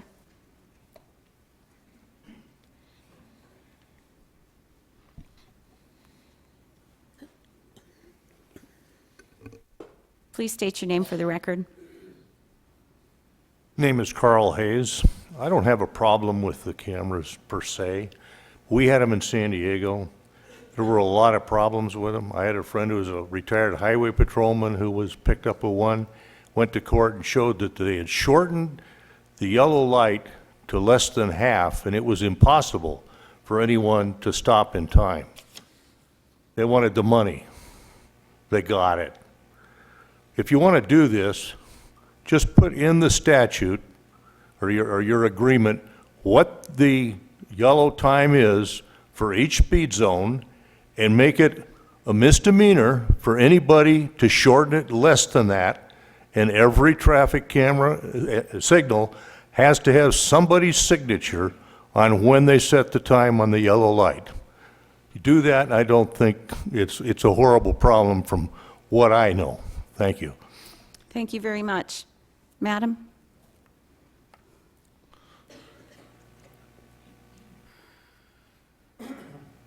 Marianne Van Hasselt, City of Kingman. In concerns with the safety issue and how this is addressed, the timing of lights and the placement of the lines and stopping could be adjusted. I know, for example, when I was biking, that Airway and Texaco, that intersection, it was such a short time period that you could barely get across the intersection before it was another red light, so you could get hit. In downtown on 4th, where you have the drainage dip across from the train, where the train, Andy and 4th, yeah. That dip is so slow, such a deep dip that you have to go slow to make sure that you're not going to bottom out your car and scratch it all up. Then you're already at a red light again. So the timing is off, and sometimes the lines where you're supposed to stop is not a place that encourages the lights to activate. So some of those things could be worked out, and of course what, and I missed his name, the lawyer mentioned. So all of those things need to be taken into consideration. I appreciate it. Thank you very much. Anyone else in the audience wish to address the council on this item? Any comments from staff? Yep. Thank you, Mayor Gates, members of council. Mr. Dickmeyer and I had a conversation yesterday and today about his suggestion to continue this item for 2 weeks. And as I believe you're all aware, that is perfectly reasonable to me that you do that, if that's your pleasure. I operated on the assumption that if there were people in the audience tonight that wanted to speak on it, that they'd have the opportunity, and I appreciate having vindication in that assumption, that happened. As it relates to some of the things that have been brought up prior to tonight and tonight, the one that kind of recurs is what I call short cycling the lights. I can assure you the city staff is not interested at all in having that happen. And there are techniques available to our Public Works Department to make sure that doesn't happen.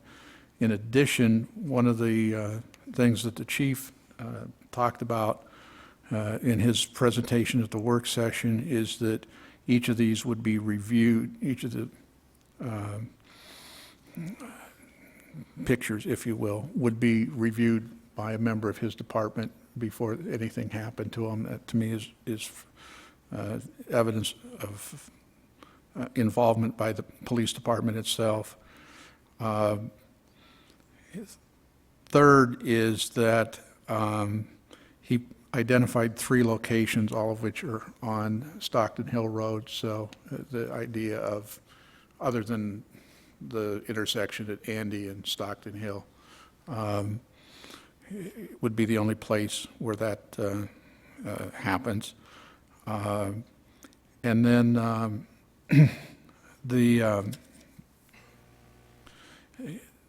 the questions that you might have about the contract, staff would be open to the hearing between now and 2 weeks from now. And so given the length of the agreement, I appreciate the mayor's point that it ought not to be something we talk about tonight. Okay. Is there any other questions or comments? Okay. I have one. Would staff like a motion to continue this to for 2 weeks? Staff certainly would be supportive of a motion to continue. Mr. Yield. We have a comment here. Just one moment, Councilman. Just one, thank you. To Manager Bacon, you know, I think myself and maybe others on council are outcomes-oriented individuals, and there's a legitimate problem in this city where at certain intersections there are far too many accidents, far too many injuries, far too many fatalities. I myself have seen a motorcyclist killed at the intersection that goes into the hospital. I've seen 2 accidents occur right before my eyes at Airway and Stockton Hill. And so this is one proposed solution to try to reduce accidents, injuries, and fatalities. And there may be others, but this council has to rely on staff and all of your professional backgrounds to recommend to the council the best possible way to get to the outcome of reduced accidents, injuries, and fatalities. So when you bring it back, you know, all the questions that are coming up in the community, all the concerns. I mean, I don't care personally if it's this or some other sort of solution that gets to that outcome, but we have to do something about the accidents and the fatalities and the injuries that are happening at our intersections. There's a safety issue. So Thank you, Councilmember Lingenfelter, members of council. As you remember from the work session, Chief DeVries and I are supportive of using this technology on those 3 intersections. And we appreciate the points that have been raised, not only tonight, but in the preceding days about yellow light cycle time, stop bars, those kinds of things you heard tonight. And Chief and I believe that those can all be successfully addressed, as well as some other concerns that we'll probably want to talk about in 2 weeks regarding the mechanics of how this works. But the other thing that I would bring to your attention, and I may have said this when it was in a work session, is that unlike speeding, red light running enforcement is very difficult to do with police officers. And so that's why, in the chief's opinion and mine, this technology is a reasonable strategy to use. He didn't suggest, and I certainly am not suggesting, that it be expanded to speed, because a lot of the things you heard tonight about issues in the industry relate to speed cameras rather than red light cameras. So we'll try to be able to address all the concerns you have in 2 weeks, as well as to give other people a chance to speak. And as Councilmember Yocum said, we would be supportive of a motion to continue this to May 15th. I have one other brief question, and I'll reiterate this in 2 weeks. 2 weeks' time. This might be a question that the chief may want to answer. Does the vendor, or in this particular instance, American Traffic Solutions, are they typically given access to our yellow light times or the duration of, without express consent of staff, changing the duration of those yellows? No. The short answer to that's no, but the chief is going to come down and address that. Mayor and members of council, the quick answer is no. That's something we have control over through our engineering and public works. The information sharing aspect that you see in the contract with ATS relates to the registered owners of the vehicles. Any other questions or comments? Madam Mayor, I have a request, and that is if the staff could take a look at, we hear about metropolitan areas, large areas. Right. But if staff could take a look at comparable cities here in the state of Arizona and the success that they've had, Sierra Vista, Prescott, Flagstaff, but not big metropolitan areas.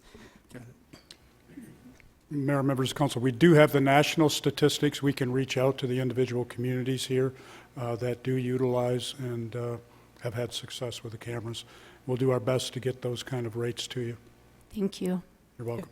I have a question to a comment, really.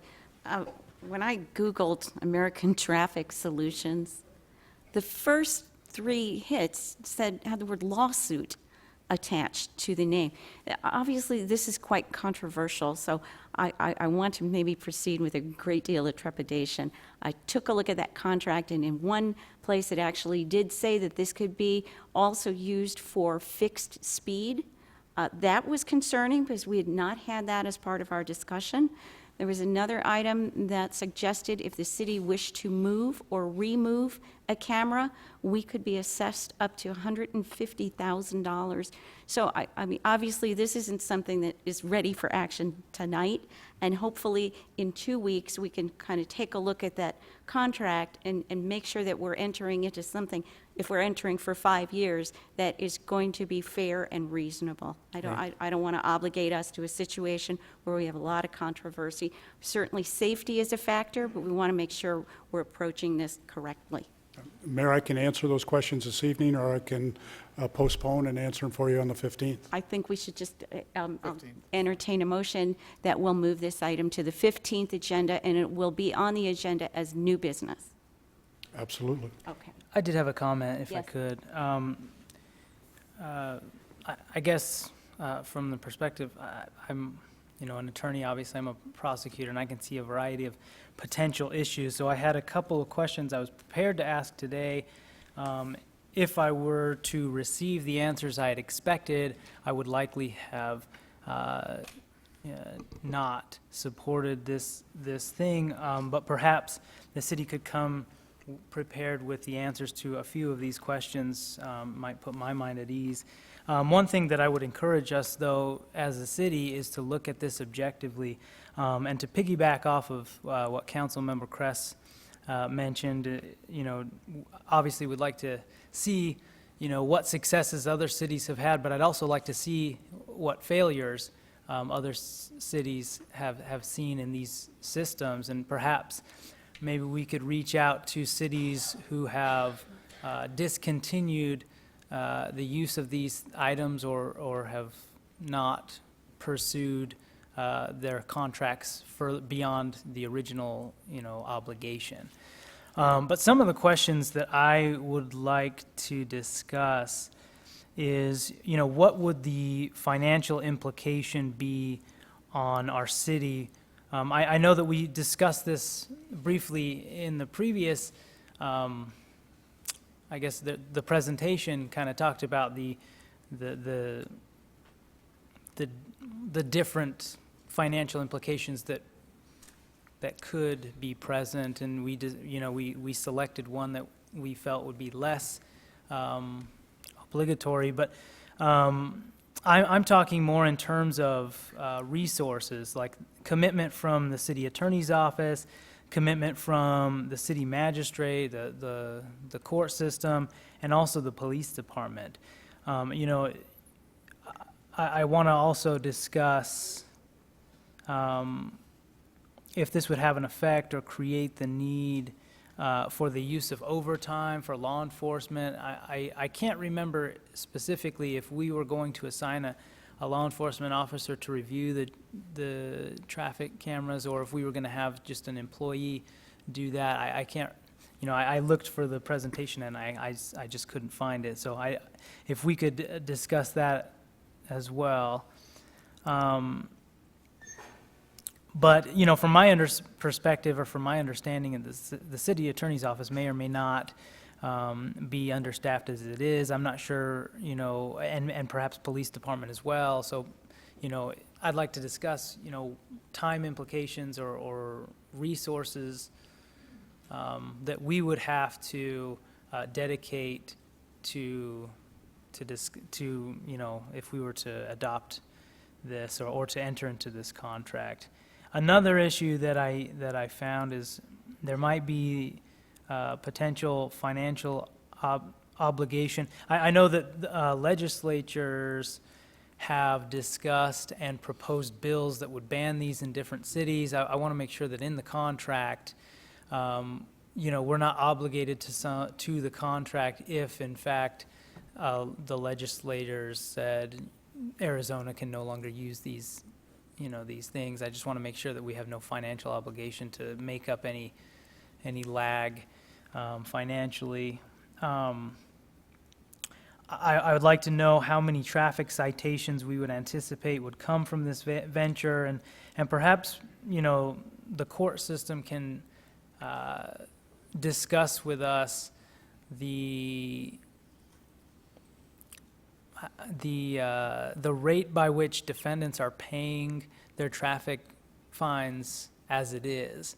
I'd hate for the city to be, tethered to a financial obligation if the defendants aren't paying their traffic citations, if we would have to make up for the lack of payment, or what sanctions could be brought either on the city or the defendant, or whatever the case may be if those aren't paid.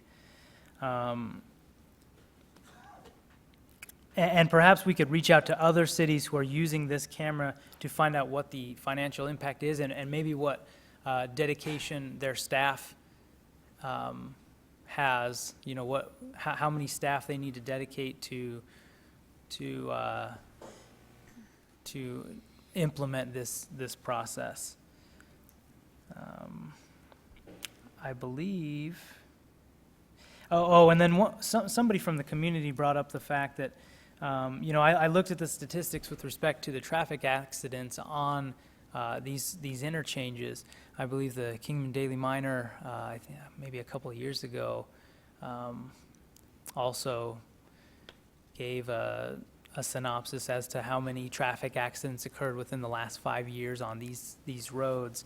But I don't know if we are able to determine whether or not these traffic accidents were related to congestion, or rather than running traffic lights, or what the cause may have been. So, you know, I know that we've seen statistics from this company, or from similar companies, that say traffic accidents reduced in by half, or whatever the case may be. But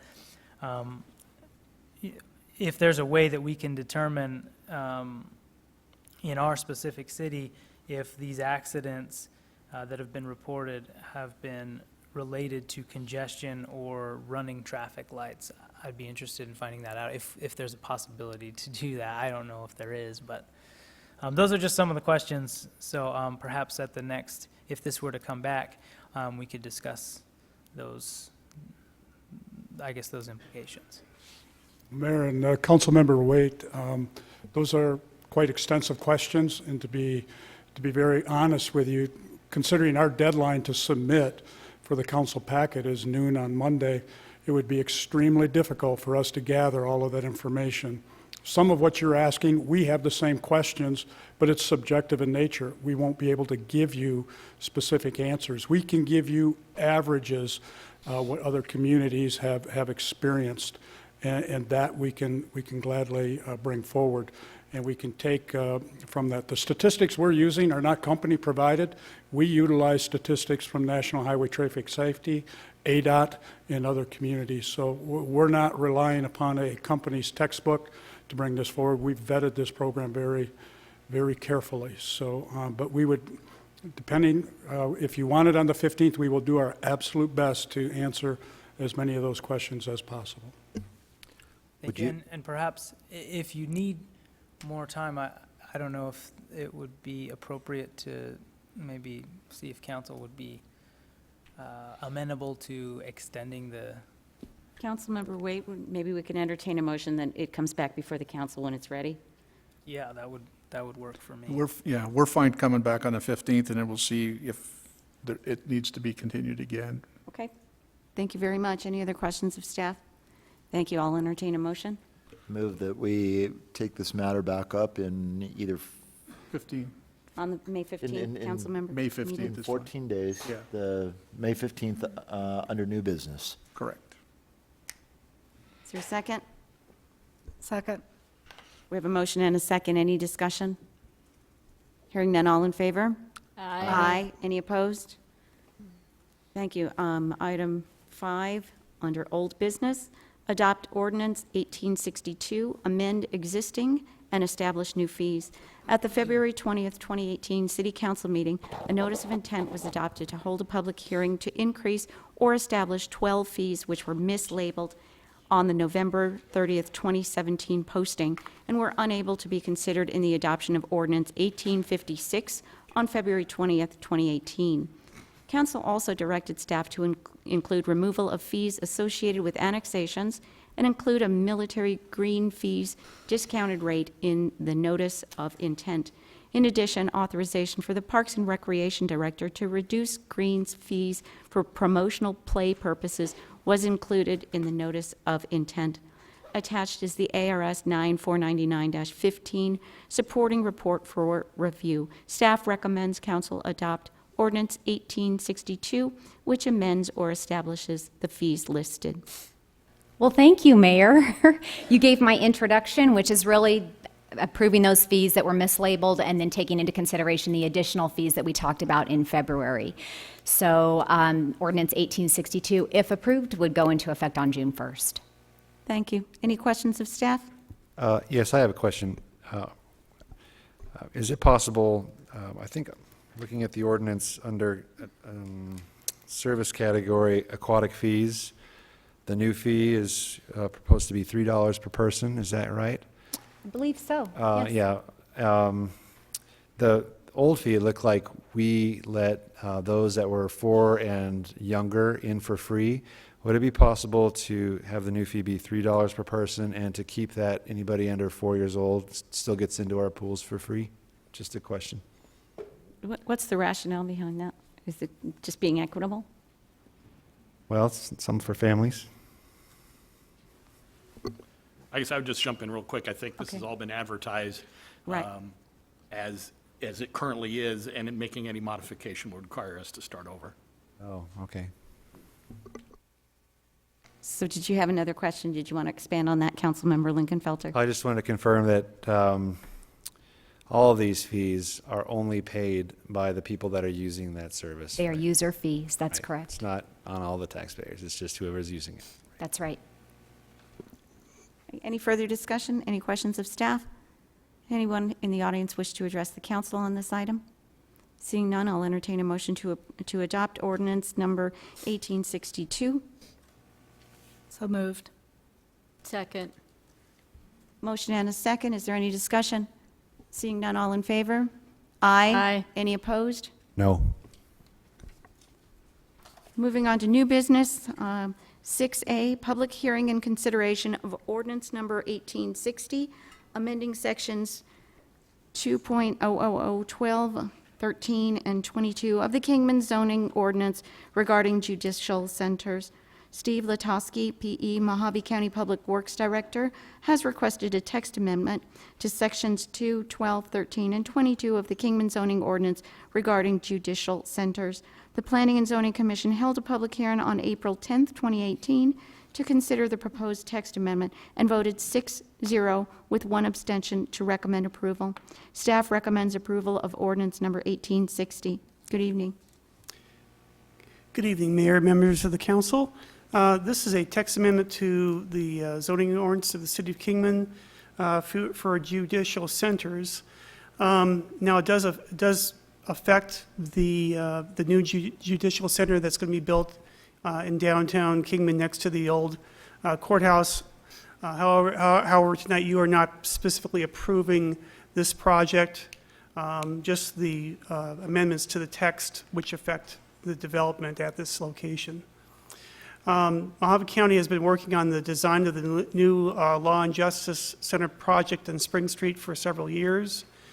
This is a rendering showing the proposal as it stands at this time. There's a conceptual plan for the project itself showing the new building as well as the existing courthouse, which is in the center. The applicant in this case is Steve Latosky with Mojave County Public Works. The text amendment itself will amend and clarify the following issues. Will define a judicial center and place that judicial center in the C2 zoning district, address parking requirements for judicial centers, as well as allow building height for such structures. The amendment will apply to all judicial centers within the city limits. It does not, however, as I mentioned, constitute specific approval at this location. So the first item that's going to be addressed under the zoning ordinance amendment is to define a judicial center. Currently, it's listed under our parking ordinance, and it currently states shall mean a building or buildings used for courts of law or judges and judicial administration. However, it's not specifically listed under permitted uses in the C2 district. But it is similar to other uses already allowed in that district, like public offices. And the existing courthouse is already in the C2 district. So in order to clarify the situation, we are recommending adding the term judicial center to the C2 district. It would also allow that in C3 as well. Staff is also recommending that the current definition of judicial center be added to Section 2, Rules and Definitions of the zoning ordinance.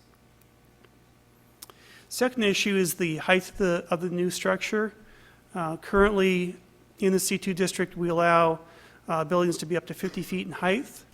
The existing courthouse is actually a bit above that. It's 53 feet tall to the top of the dome. The new center will be approximately 64 feet tall.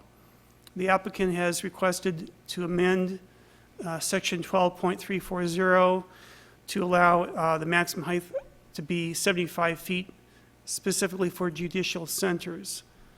And so that's our recommendation as well, and that would apply to all centers in both the C2 and C3 district. And then finally, the last issue is parking. The council has addressed parking in the past 3 years in regards to judicial centers. However, those past amendments only dealt with off-street parking and not on-street parking. Normally, when you have a parking requirement, it applies to off-street parking. However, in this situation, our ordinance currently states that 1 parking space is required for every 500 square feet of judicial center square footage. The existing courthouse and the new judicial center combined will generate a need for 203 off-street parking spaces. The proposed parking that they are proposing in this situation would be 207 spaces. However, 118 of those spaces would actually be on Spring Street. 78 spaces would be off-site, and 11 of them would be in a secure garage associated with the courthouse. So currently, we do allow on-street parking to be counted toward meeting the requirements of any use that's in the historic overlay district. This site is not actually in the HOD. We're not proposing to expand it at this point in time. However, what we are proposing is that a similar allowance be applied to judicial centers so that off-street parking and on-street parking both combined, as long as it's within 300 feet of the site, can be counted toward meeting those parking requirements.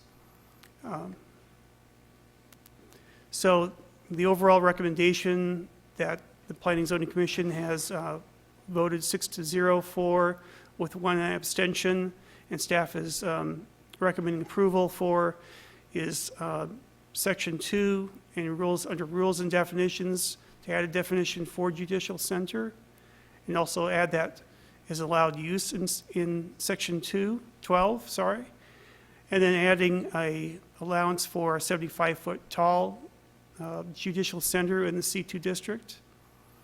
And finally, to add the following statement under our parking requirements, and that would be for judicial centers, on and off-street parking can be considered in any parking calculation. The necessary parking shall be calculated within 300 feet of the nearest site property boundary. And so the ordinance that's in your packet reflects the Commission's recommendation, and staff recommends approval. And I'd be happy to answer any questions you may have. We also have representatives from the county here this evening as well. Thank you. Any questions of staff? Yes? I don't have a question. I just want to thank you for the work that you've been doing. This discussion has been going on, I think, for a couple of years now, and in planning and zoning. And I appreciate that our Mr. Lukowski and our judges are here, and they've been supporting this, and that the planning and zoning has come forth with these recommendations. This new facility is going to really increase the safety for our citizens as prisoners are transported, and there's a lot of benefit from this expansion. So I definitely support these recommendations. There was a comment, though, as that discussion took place about not needing so many parking spaces potentially because of the impact of electronic communication in the judicial cases. I wonder how or if that has been integrated into this decision on the number. I will let them address that and how the parking will, how the parking generation may be reduced by that situation. My understanding is that initially, there's not going to be a significant hire of new personnel, so that will not be generating a lot more parking needs than what presently exists in that area.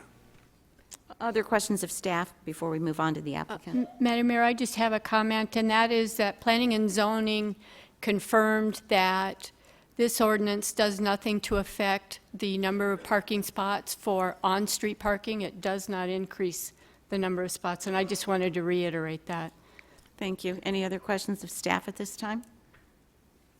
Thank you. Thank you. Would the applicant like to address the council?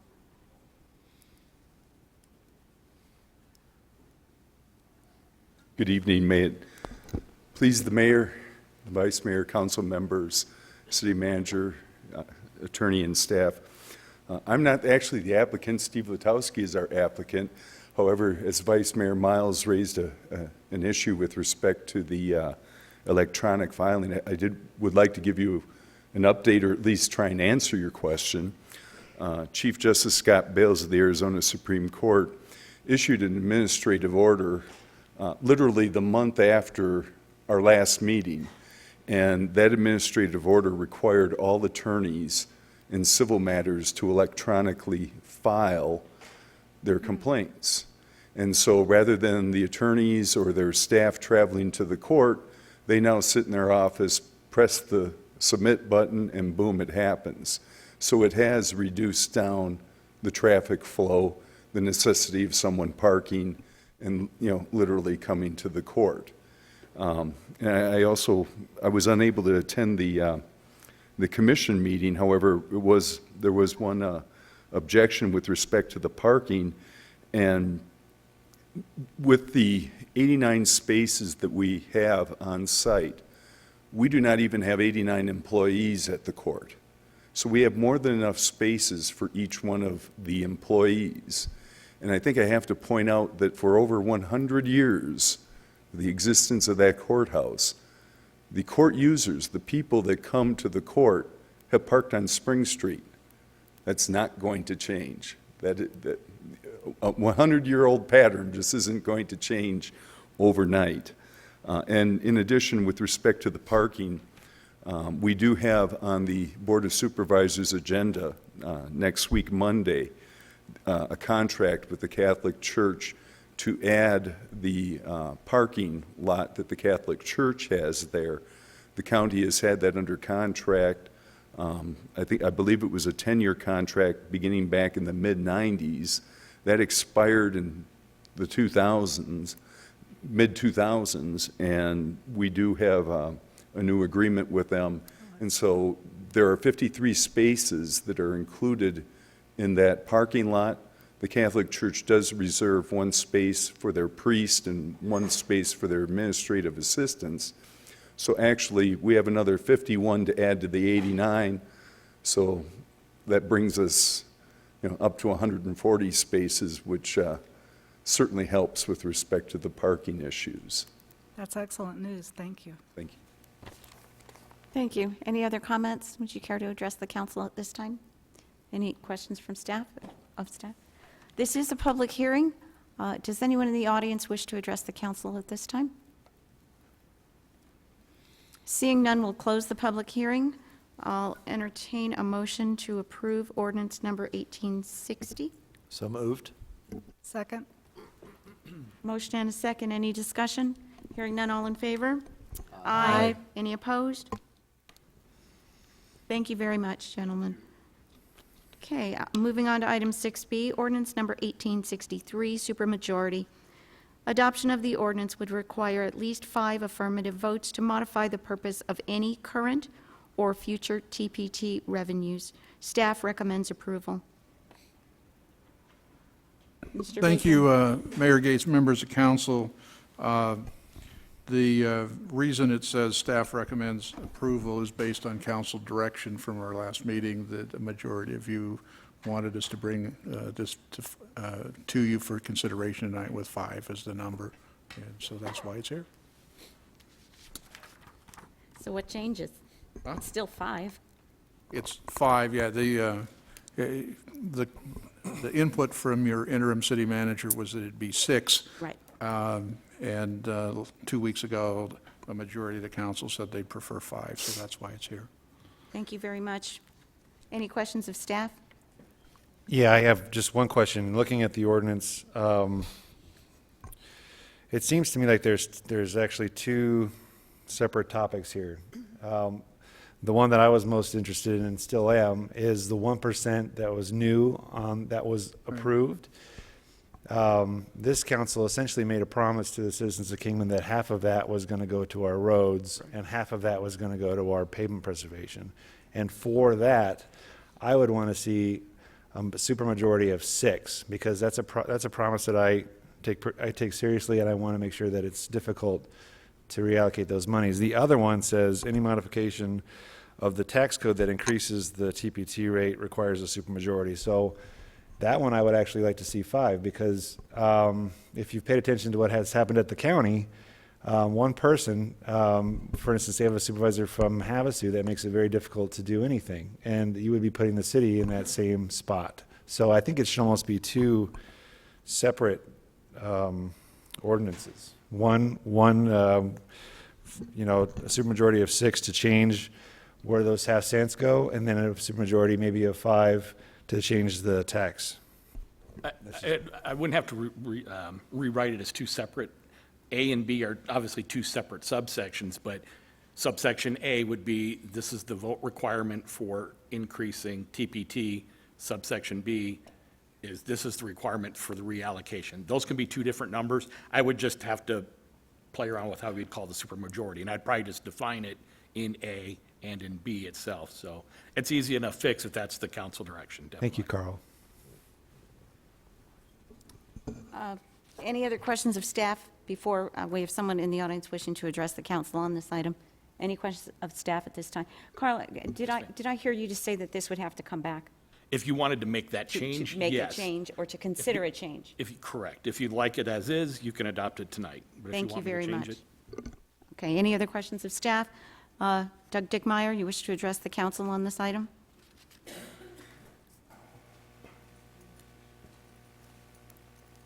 Evening, Mayor and Council again, 3rd time. You know I've been short because I left my notes at home. I agree with Mr. Lingenfeller on the 6-1 option. I also agree with the 2-5. I think we've been talking about tiered taxes. Why not talk about a tiered majority vote? I believe there's a lot of things that could go under the 2-5 vote, whether it's disputed zoning or city spending capital that half don't want and everything else to get a consensus. But I believe when you're taxing the citizens and you have 7 people up there delegating what the citizens are going to pay for tax, I believe that at a minimum, 6 of you must agree, because you represent the citizens. And if 6 people can't agree on how to tax the citizens, then you need to go back, rework it, redesign the tax, do other options to get it to pass. It's just too easy to make a 5-2 tax decision. And that's the only thing I would say the supermajority 6-1 for is taxes. And that's it. 5-2, I think, there's a lot of things that the city could put in there, whether what Mr. Lingenfeller said, or, there's a lot of disputes on property zoning where if you get a certain majority of surrounding residents that complain, it should take a 5-2 to pass it. So I think there's room for having an A and B supermajority, but I do believe that I wanted you all to vote for a tax increase, but that doesn't seem to be the picture. So at least 6 of you should agree when you're taxing the citizens of Kingman. So thank you very much. Thank you. Does anyone else in the audience wish to address the council on this item? Seeing none, I will, unless there's further discussion from council, I'll entertain a motion. I'd like to make a motion that Carl bring back the changes that would require 6-1 supermajority to make any changes to the dedicated pavement preservation half cent or the dedicated half cent to capital improvements, the CIP, and a 5-2 to do anything with the tax rate itself. Is there a second? I'll second. We have a motion and a second. Any discussion? Well, I will tell you, I didn't support this before. I support the 6-1 supermajority when it comes to anything regarding imposing new taxes or changing designation where taxes go. So having said that, I can't support this motion. Madam Mayor, I won't take up much time. Mr. Dickmeyer said it all. I believe that a supermajority for taxes is 6-1. Okay, thank you. We do have a motion and a second. Any further discussion? I'd just like to make a final comment that anybody wants to see what giving one person that much power looks like. Just look at the county and how that's affected them. Thank you. Any other discussion? Hearing none, all in favor? Aye. Aye. Those opposed, same sign. Aye. Moving on to item C, authorization for airport operations. I guess I can change the tense of this now. The city of Kingman will have the ability, can I change that? Will have the ability to manage the Kingman Airport beginning May 2nd, 5 p.m., 2018.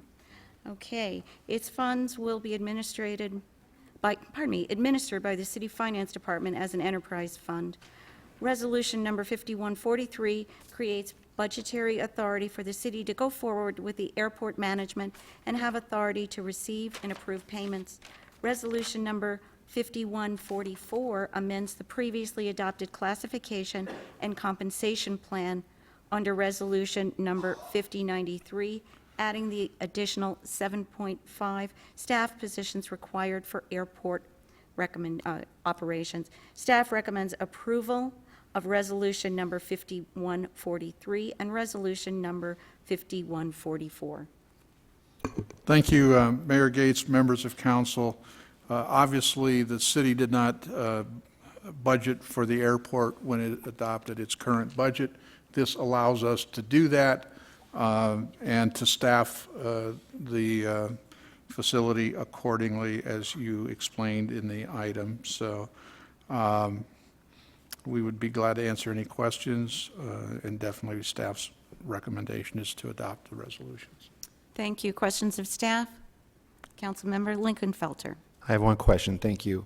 On resolution number 5144, Mr. Bacon. Yes. Under B, there's an FTE to be added called Targeted Industry Program Manager. Yes. As I understand it, we have Mr. Kellogg, who's in the audience. He's our Economic Development Director. He's going to be taking first chair in the industrial park.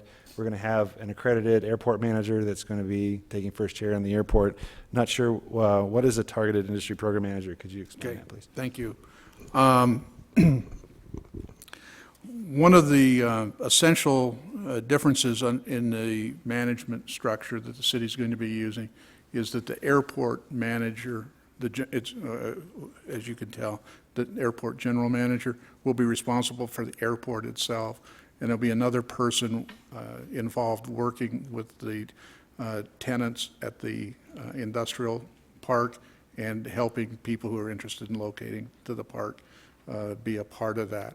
And so that's what that position you just referred to is. That person reports directly to Mr. Kellogg.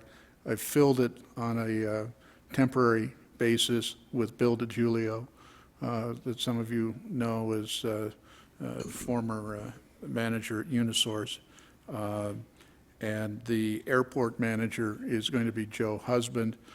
Joe is a certified manager of airports, and both of those jobs are intended to be recruited for, and I hope to have them both filled well before Labor Day. I had actually hoped that Ron Fogg and his team have them both filled before then. So that's the extended answer to your question. And the only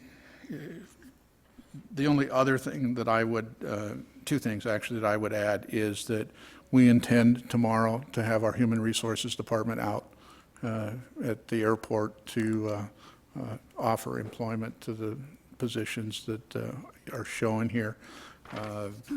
And then the last thing is that tomorrow morning the city's Parks Department crew will be out starting the cleanup, if you will, of the intersection at Mojave Airport Drive and Route 66.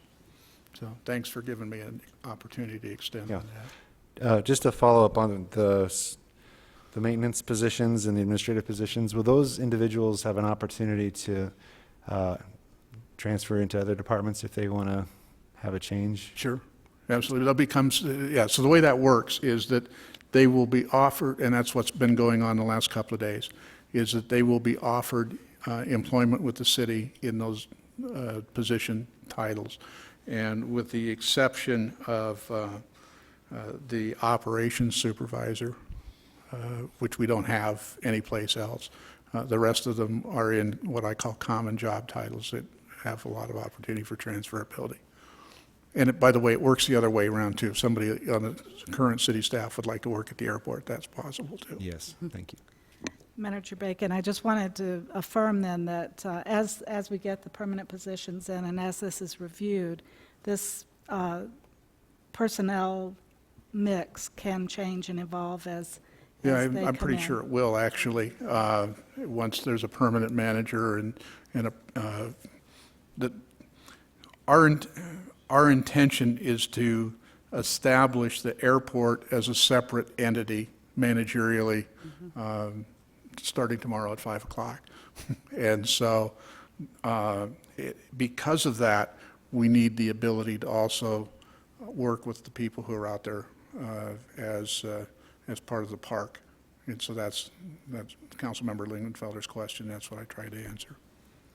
Mr. Bacon, I want to, on behalf of the council, I'm sure there'd be no dissension here, really want to commend you and your staff for the job you've done putting this together in such a short time with so many moving parts.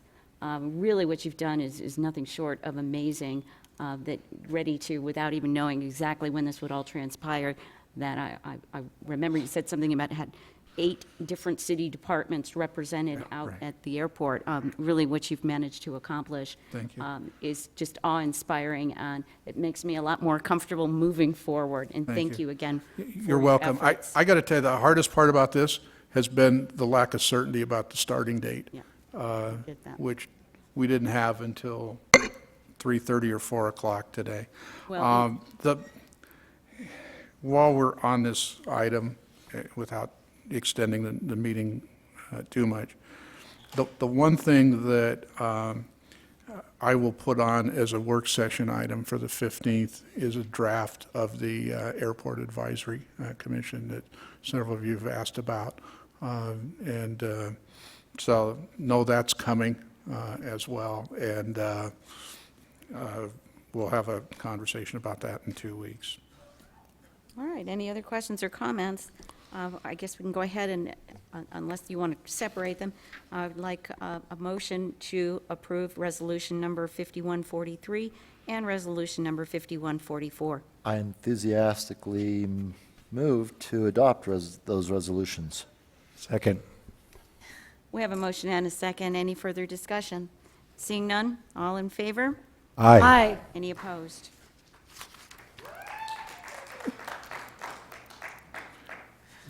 Now comes the harder part, right? Contingency transfer request, Kingman Airport Authority operations. Once the city of Kingman begins managing airport operations, GASB Statement Number 69 requires the city to report on the airport's operations for an entire fiscal year. To ensure compliance, it will be necessary to transfer appropriations from the contingency accounts to the newly created Airport Fund in order to absorb the Kingman Airport Authority's fiscal year 18 budgeted expenditures, $2.4 million. These transfers will only impact appropriations, not the monies associated with the appropriations. Staff recommends approving the transferring of $2.4 million in contingency from funds mentioned above in the amounts indicated to the airport fund. Okay. I think that's pretty self-explanatory. I think so too. I think the only part that I want to underscore is that this simply allows us to bring over the budget from the airport authority to the city of Kingman.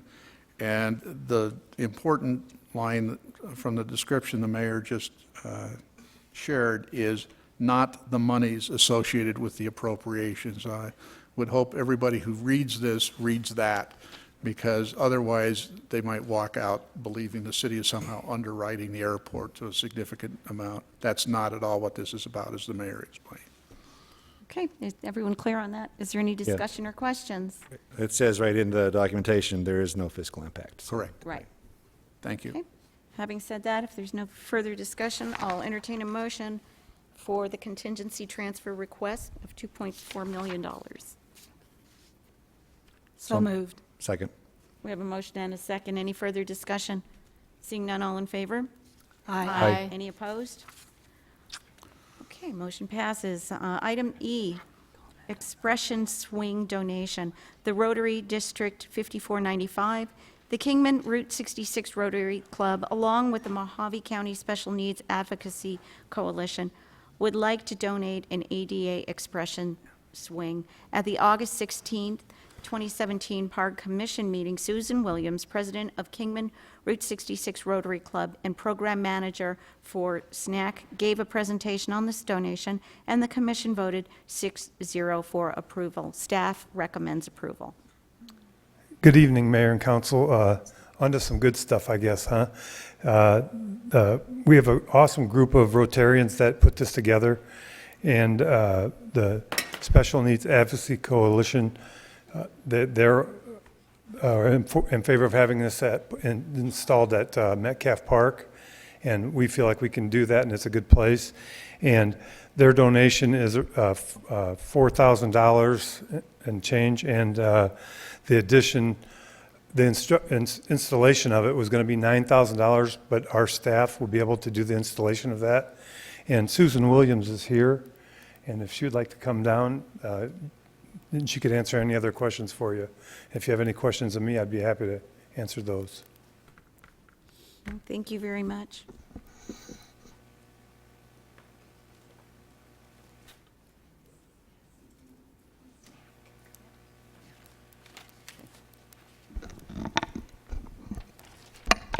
Members of Monica, Mayor, and members of the council, do you have any questions for us? We're really excited to have this opportunity to present this and swing to the city of Kingman based on a 2014 special needs health assessment that we did here in Mojave County. It was determined from that survey that the special needs population in our county lacked the resources to implement and have the ability to have physical activity out in our community. So this would be a way that they could have additional access at our city parks. And this is, go ahead, Cassie Greenwood, and she runs the Special Needs Advocacy Coalition, if you have any questions about that. So the special needs community was involved in selecting this swing and donating money towards it also. So if you'd like to. I think we can all say thank you so much for your generous contribution. Yeah. Yes, I don't have any questions. Does anyone on count? Thank you for bringing such good news. So we'll entertain a motion to accept your generous donation. I'd like to make that motion. Second. We have a motion and a second. Any further discussion? Seeing none, all in favor? Aye. Aye. Aye. Any opposed? Thank you so much. Thank you. Staff. Moving on to item 7, department reports. Does anyone have anything this evening? None. Thank you, Mayor. Okay. Item 8, announcements by mayor, council members, and city manager. good. Nothing, we'll move down the list. Councilmember Waite? I have nothing at this time. I attended the MUC meeting, and they wanted me to, it'll come up on our next agenda. They wanted me to share why, their rationale for their decisions, and I'll bring that up when we have that action item. But it was a well-attended meeting, making a lot of future, far-reaching thinking decisions. So, Vice Mayor Miles. Nothing tonight. Councilmember Lincoln-Felter.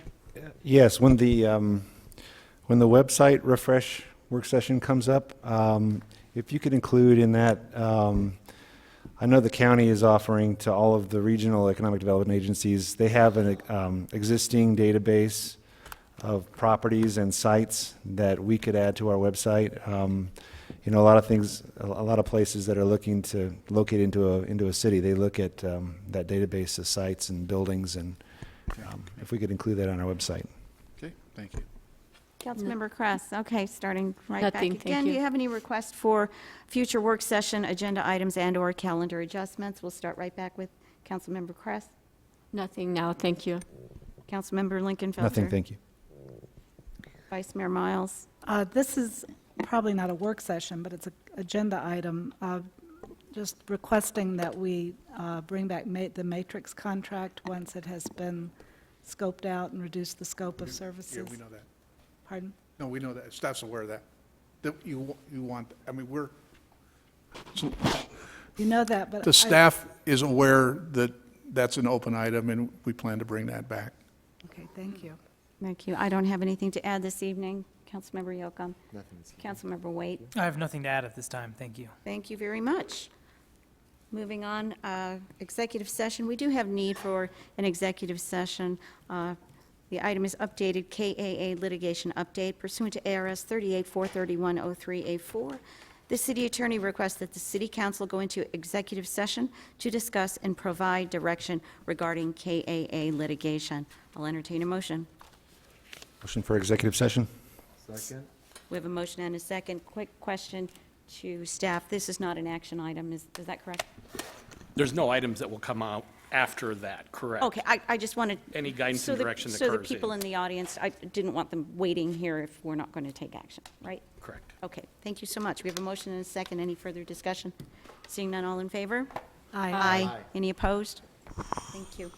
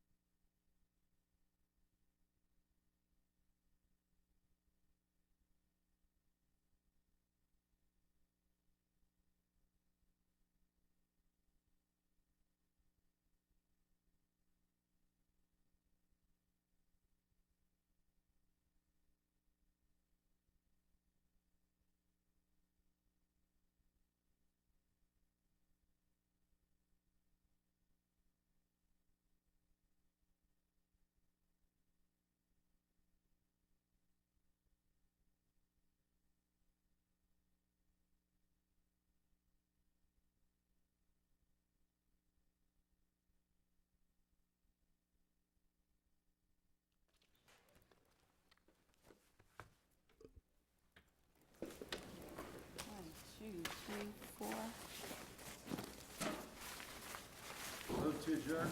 I'll entertain a motion to adjourn. Second? All in favor? Aye. Aye. Aye.